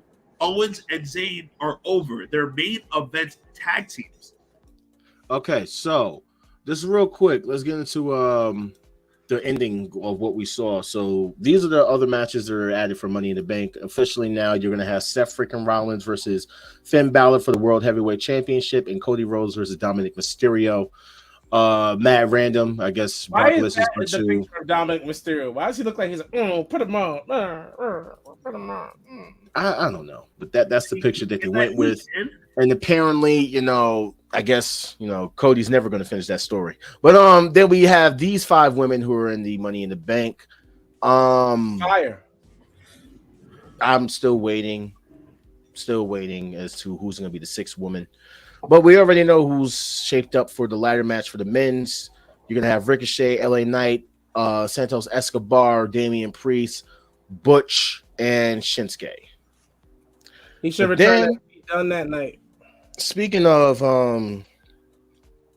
some surprises, as of next week, we're going to have Seth freaking Rollins versus Braun Breaker.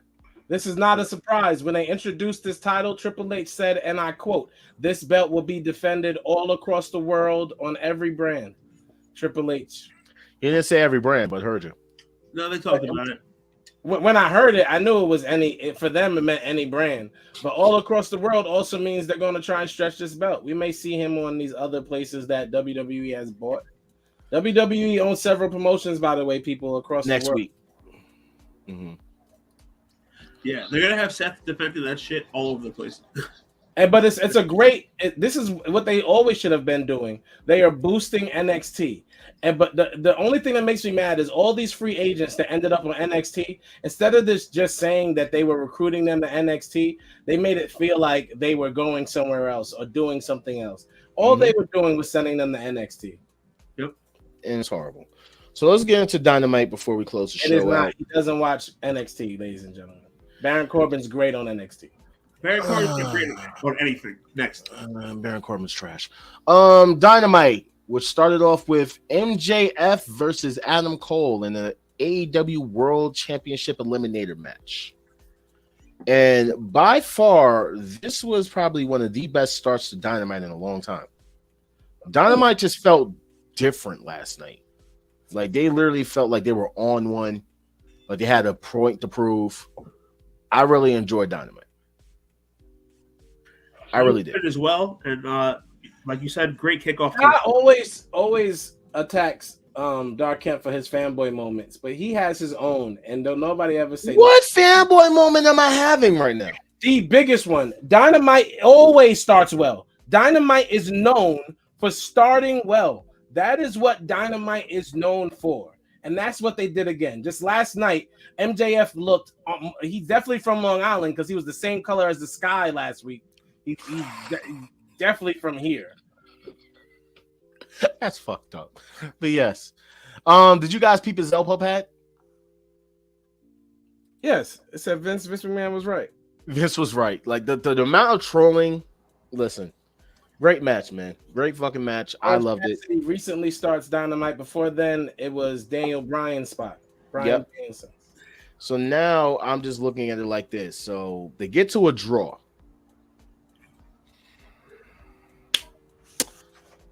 That's my only pet peeve is that they went to a draw. Now you don't like the storytelling? What is wrong with you today? The reason why I have a problem with it is because they've done draws. All right.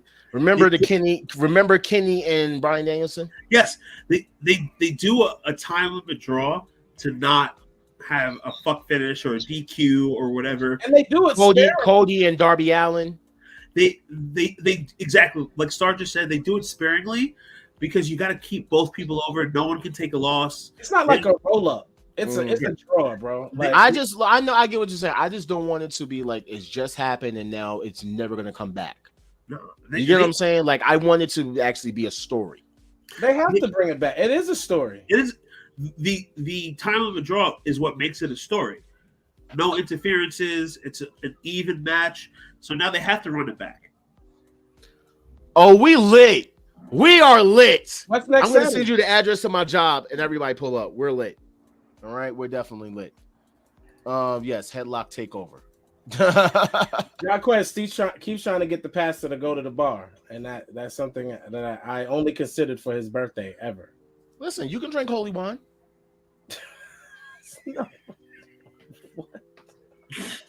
Do you guys serve that over there? We do. Yes, you bless the wine before you serve it. There you go. Casamigos. Well, Star's the pastor. He can bless it himself. There you go. But let's see. So after that, we got this weird workout video from CM Punk. It wasn't weird. It was prepping everyone for Saturday. Gonna be huge. Jacquez uses his language to be annoying, so it's okay. He said, "I am coming back for the same reasons I came to AEW in the first place. I got scores to settle. There's still some things left to do. I won't know what I'm going to do or say till I have that microphone in my hands. And I have a lot of things to get off my chest. And he's the best in the world, my friend. Let's keep it moving. I'm glad you think so. He did look a little bit more buff, so I guess that's. Well, he's been training, bro. I hope he has been training. I mean, like not just like lifting weights. We want to see him actually training in the ring because he needs. No more buckshot lariats. We're good. Next up, we hear from Sammy Guevara, which turned into this. Sammy Guevara's having a girl, ladies and gentlemen. Yes, he is. Shout out to Sammy. Shout out to Ty Mello. Dude, Sammy Guevara promos are fucking. And shout out to this. The only person that popped for this was Ja. None of us commented. None of us cared. Everybody did. Nobody. Listen, none of I us. need this to happen. I need this to happen. I need the fucking Stinger to go against the Ocho. Okay, I need it to happen. I need a Stinger splash. They're more excited about Sammy Guevara's baby. Nobody. I need a Scorpion Death Lock versus fucking Walls of Jericho. I need it. The last time I seen a bat. The last time I seen a 62-year-old fight a 55-year-old was at a family barbecue. I'm good. But they didn't have face paints. They didn't have bats. You know what I'm saying? I want to see Floyd versus the Sting bat. Okay, Battle of Batman. No, I'm good. And Chris Jericho wasn't even a Batman until he got to AEW. I'm over it. So then we had the big match, which was Keith Lee, Darby, Sting, and OC versus the Mogul affiliates. No, versus the Mogul affiliate, Hit Row, Embassy, Ultimate Warriors. Yes, your name was crazy. But we also got this weird ass no that popped up. This was the most interesting thing about this match. The no? Sting random no? That's all that matters. The random no? I mean, we did get that triple power bomb stomp, which was kind of awesome to me. Well, that was fire. Anytime, like, let me tell you, bro, like, we're about to end the show, and I don't want to say much about Keith Lee, but that was the best part of that match.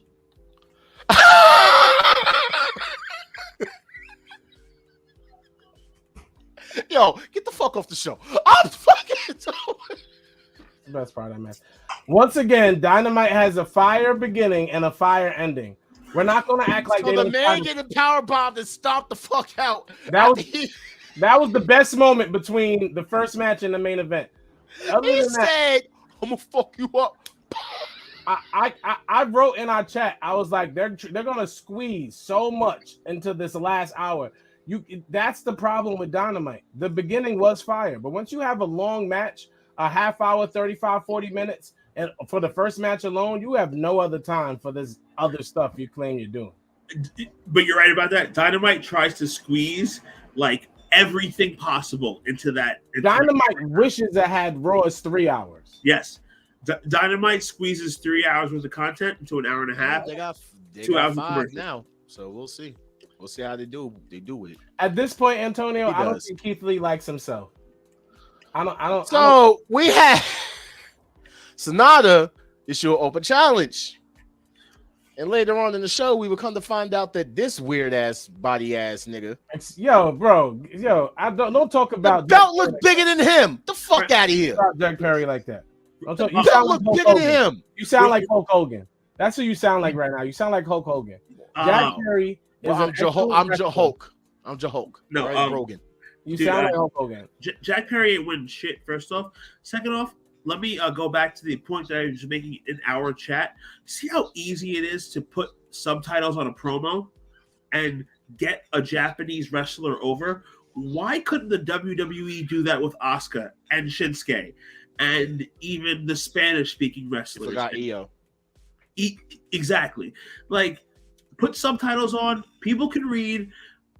It helps fuel the match.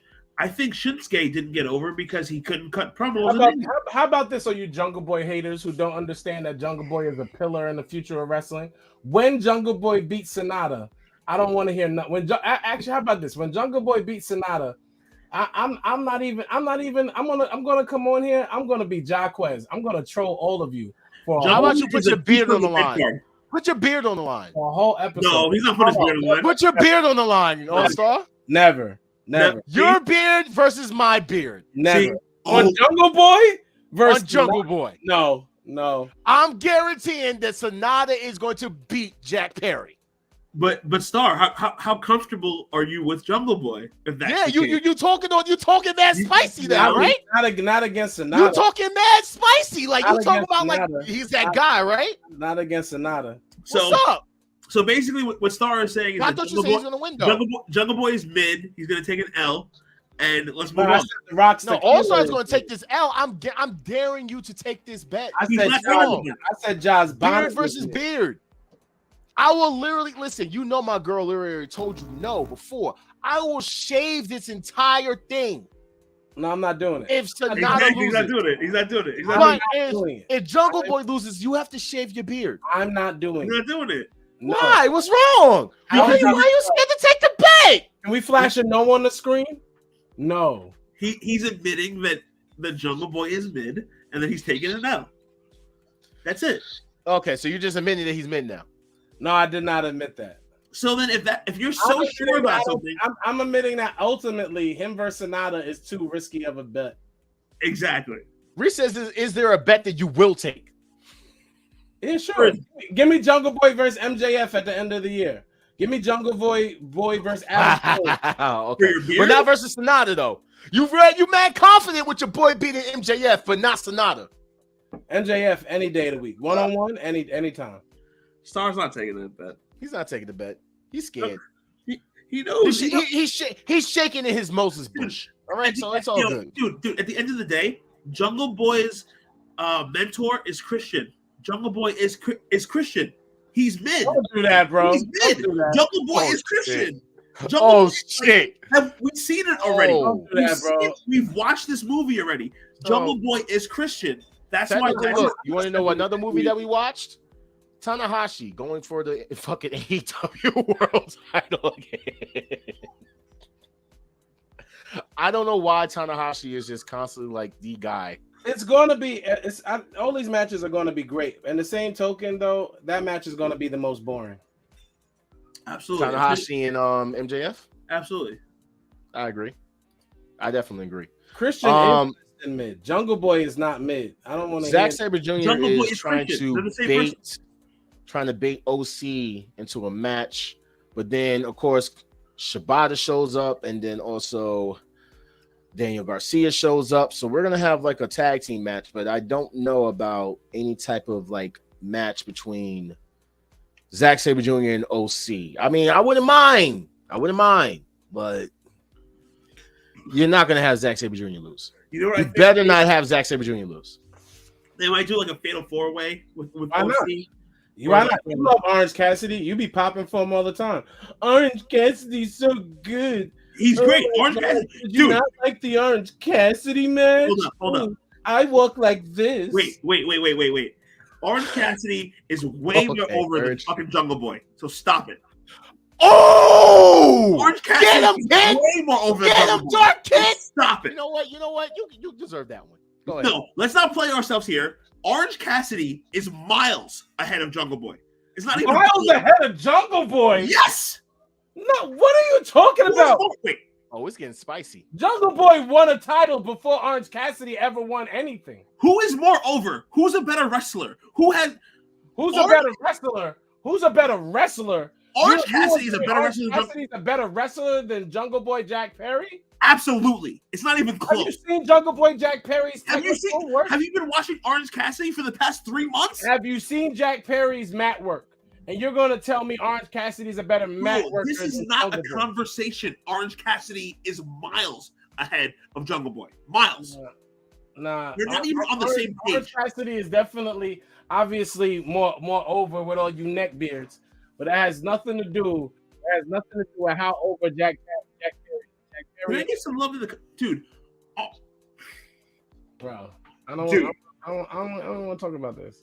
I don't want to talk about this, bro. We're comparing Orange Cassidy and Jungle Boy defending Jack Perry all night, like I'm Dark Kent talking about CM Punk, and I don't like that because Jack Perry is not CM Punk. He's not full of drama. Jack Perry's none of these other wrestlers that y'all wanna big up all the time. He's not Charlotte. He's none of that. He ain't got a name outside of his father. Y'all want to keep bringing up who passed away. Y'all are low vibrational thinkers. And y'all have no idea what it's low vibrational. I'm telling you the truth. Like Jungle Boy's mentor is Christian. Christian is mid. So is Jungle Boy. He's not his mentor. He's not his Cassidy is over. Jungle Boy is almost over. He's not his mentor. He's somebody he was paired up with. He's currently paired with Hook, and Hook is over. Yes. And Hook is over. Guess what? Hook is more over than fucking Jungle Boy. They're teamed together. You exactly. Jerk. They're paired together. How is one more over? And why did they pair them together? Because Hook is more over than Jungle Boy. They're both the same over. What? Yes. Jack Perry is just as over as as Hook. Yes. That's not true. That's 100% true. Hook doesn't even say words, which is something I wish you would do right now. Wait. Exactly. Hook doesn't have to say a sentence, and he's still more over than Jungle Boy. Stop it. Hook doesn't even say words. You're gonna compare him to Jungle Boy. Hook is more over than Jungle Boy. Jungle Boy's promo has gotten increasingly better every time I understand nobody wants to pay attention to him in the ring for whatever reason. Jungle Boy would be great in WWE. You know who would stink in WWE? Hook. The Hook. Hook would be trash in WWE. Hook would be trash in WWE. Exactly, but Jack Perry would flourish. He would be a star in WWE. But we're not talking about that. We're talking about right here, right now. Because he's a bigger star is the point. He's a bigger star than Hook. Jungle Hook is helping Jack Perry. It's not helping Hook. Bro, you're bugging, Jack bro. Perry is not Hook has nobody. Over. Hook has nobody his size as over as him other than Jungle Boy. That's why they had to give Hook somebody who can use a microphone because Hook can't speak. Hook gets crowd reaction. Jungle Boy does not. Hook is more over than Jungle Boy. Doesn't get crowd reaction. Cassidy is more over than Jungle Boy. Gets crowd reaction all day. You don't know what you're talking about, bro. Jungle Boy doesn't even have to do one of those high Sididity entrances. People go crazy when he comes out to the ring. Did we watch the same Pillars match?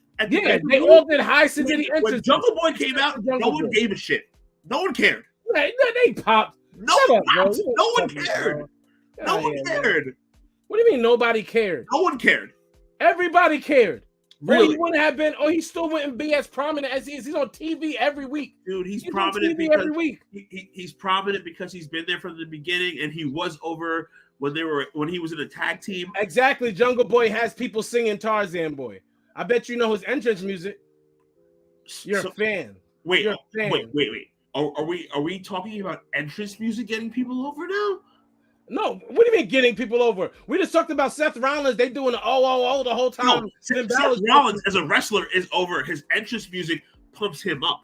But don't say that Jungle Boy's music is cool because you can sing along to it. But that doesn't mean that Jungle Boy automatically means he's getting a pop every time he comes out. Because every time he comes out, the people are singing his song. What are any of you talking about? It's easy to sing. What are any of you talking about right now? What are you trying to say right now? I don't care. If you are singing his theme and are debating with me right now, the Jungle Boy isn't over, you're a hypocrite. First of all, people are singing along to a song that came out 30 years ago with no words, so stop it. Second off, we compared him to Orange Cassidy, who was way more over than Jungle Boy. You're comparing him to Orange Cassidy, who nobody's singing his song. They're just doing their thumbs like this. Who is more over, Jared? Orange Cassidy or Jungle Boy? Jungle Boy. What? Guys, you're lying, but we got to finish the show, okay? Because I have to go to work. And I don't feel like talking about an overrated ass Tarzan Boy. Job, okay? Rob, you're in the middle of this. Who's more over, Orange Cassidy or Jungle Boy? Keith Lee. No, Orange Cassidy or Jungle Boy. Tell the truth. Keith Lee. Who's more over, Orange Cassidy or Jungle Boy? My left nut, stupid ass boy. This guy. I'm out of here. My final thoughts is I don't want to talk about AEW. I don't want to talk about wrestling. I don't want to talk about any of y'all anymore. How about that? That's crazy. So we had the women's match, which was Sky Blue versus Toni Storm. Any thoughts? No. Give me more Willow Nightingale on TV. That's my only thought. Willow Nightingale was on TV for 30 seconds. You was looking down her shirt. That's the problem is. More Willow on TV. Big Willow She was on TV for 30 seconds. Sky Blue did great. Nobody cares. I don't know how you over here hyped about Willow. She's not your type. Oh, why? Because she's black? That's fucked up. Next. I didn't say that. You insinuated. I didn't say that. You implied it. Next. Oh. You implied it. What'd you say, All-Star? Finish the show. You implied it. Next. So after this. Next. I hate you. She's my type. I love her. You know what I'm saying? What? That's me. Next. You don't have a type. You are a type. Anyway, so Reese, you're bugging. We ended up basically finding out the matches is going to happen for Saturday. Miro is going to be in action. Sky Blue and Willow versus the losers, as I like to call them. Let's go, Willow. Wardlow and Luchasaurus after Wardlow squashed Jake Hager and Wardlow and Jungle Boy's mid-friends who haven't been over since Jungle Boy beat that dummy in a cage match. Bro, Jungle Boy and Luchasaurus are on the same level. Jungle Boy, you know what? Can y'all pay attention to Buddy Matthews and Andre El Elo? Because I definitely that's gonna be a banger. That's gonna be a banger. I want that House of Black versus LFI. I just want it. Give it to me, please. They're gonna try to build Miro. They're gonna do like a bunch of squashes with Miro, like for the next like month or two to try to build it back up. Which I get. By the way, Andrade has said that AEW should come up with new titles for Collision. No, they shouldn't. Andrade's trash too, though. Andrade just wants to win a belt because he's only going to be on Collision. Did you say that Andrade is trash? Dude, Andrade was over in NXT. He was awesome in NXT. Once he left NXT, Andrade hasn't done. No, agree with him now because Jungle Boy isn't over. Agree with him. Samoa Joe and Bullet Club Gold versus CM/FTR. Let's talk about it. We're not talking about it. We're just. And then we had the final match, which was the Hung Bucks in the cowboy hats versus the BCC. And you want to talk about shenanigans out the ass? Shenanigans out the ass. Everything was fire. You didn't like the match at all? I like the match. The match was a very Young Buck match, and I wanted it to be a mixture of the two styles. The match was very. I just wanted Kota Ibushi and Kenny to come out, but instead we got Eddie fucking Kingston, who got the biggest fucking pop. I'm not a fan of 1,000 super kicks in a match, and that's a Young Buck match sometimes. Yes. Too many super kicks. So let's just get to Eddie came out after the brawl and literally start fucking up Claudio. John Moxley gets involved and tries to separate them. He's talking to Eddie. Out of nowhere, Konosuke comes up and he decks the shit out of Eddie. Then we have Konosuke fighting against fucking Kenny and the Bucks and Hangman. They're fighting BCC. And then Kenny is about to end Konosuke when all of a sudden, bow! The best wrestler in the world. He's not. He's top 3. Right. Kenny Omega, Seth Rollins, and Will Ospreay rotate this position for the past 2 years. I will give you that. Daniel Bryan is putting his name into the hat this year to be in the number 4, and will easily rotate along with them from 1, 2, 3, and 4. I will agree that absolutely. They are the top 4 wrestlers on the planet. But then, if they give AJ a good run, he can hop. Bryan Danielson started standing up, and Don Callis and them was all cheering once Will Ospreay knocked the fuck out of Kenny. I mean, he beat his ass like bad. He really beat Kenny's ass. So he's incredible. You're not gonna hear nothing bad about me about Will Ospreay. Like you never will. Never will. I'll never give anything bad about Will Ospreay. I mean, he actually has talent, unlike Jungle Boy. So now We're going to give everybody's final thoughts. Dark Kent, we'll start with you. All right, guys, this Saturday, man, the return of the best in the world. I've been waiting for it. You guys have been waiting for it. The show's been waiting for it. My man is back to kick off, to spark off this hot summer of wrestling with CM Punk. Thank you guys for listening. Listen to All Stars music. Listen to Jaws music. But listen to us. Tune in every single Thursday so we can talk about how amazing Orange Cassidy is and how terrible Jungle Boy is. Until next week, same time, same channel. I love every single one of you. 2015 began the story of a boy and his dinosaur. That's when Jungle Boy Jack Perry was introduced in West Coast Cruiser Cup and Underground Empire Wrestling. For those who don't know, his name was Nate Coy in the beginning. I thought that's my first interview for the first time. He ended up teaming up with Luchasaurus, and they became known as a boy and his dinosaur. It was awesome to watch. Then he came to All Elite Wrestling. And he's coming. Then he came to All Elite Wrestling, and they called them Jurassic Express. And Jurassic Express made their debut. They fought that Fight for Falling. I mean, the man was in a casino battle royale on the pre-show of Double or Nothing when the company started, and he didn't even say a word. He was Solo Sikoa. They wouldn't let him touch a microphone, and yet he was out here putting on great matches with Marco Stunt, which made him look bigger because Marco Stunt was so tiny, yo. And Luchasaurus, his friend, his longtime friend, because it started as a boy and his dinosaur. And then when a boy beats his dinosaur, nobody cares about the dinosaur.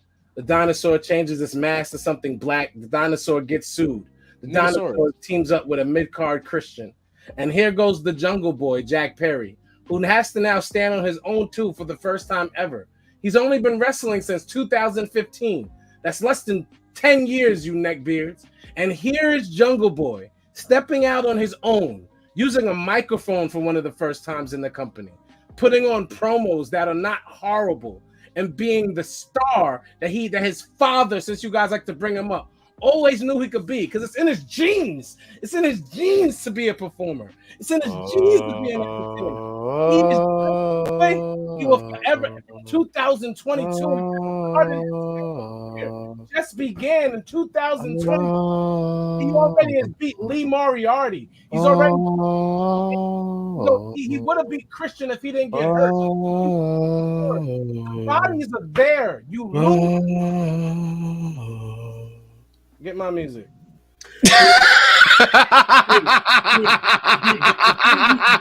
Lee Moriarty as a key win means they're already up shit's creek.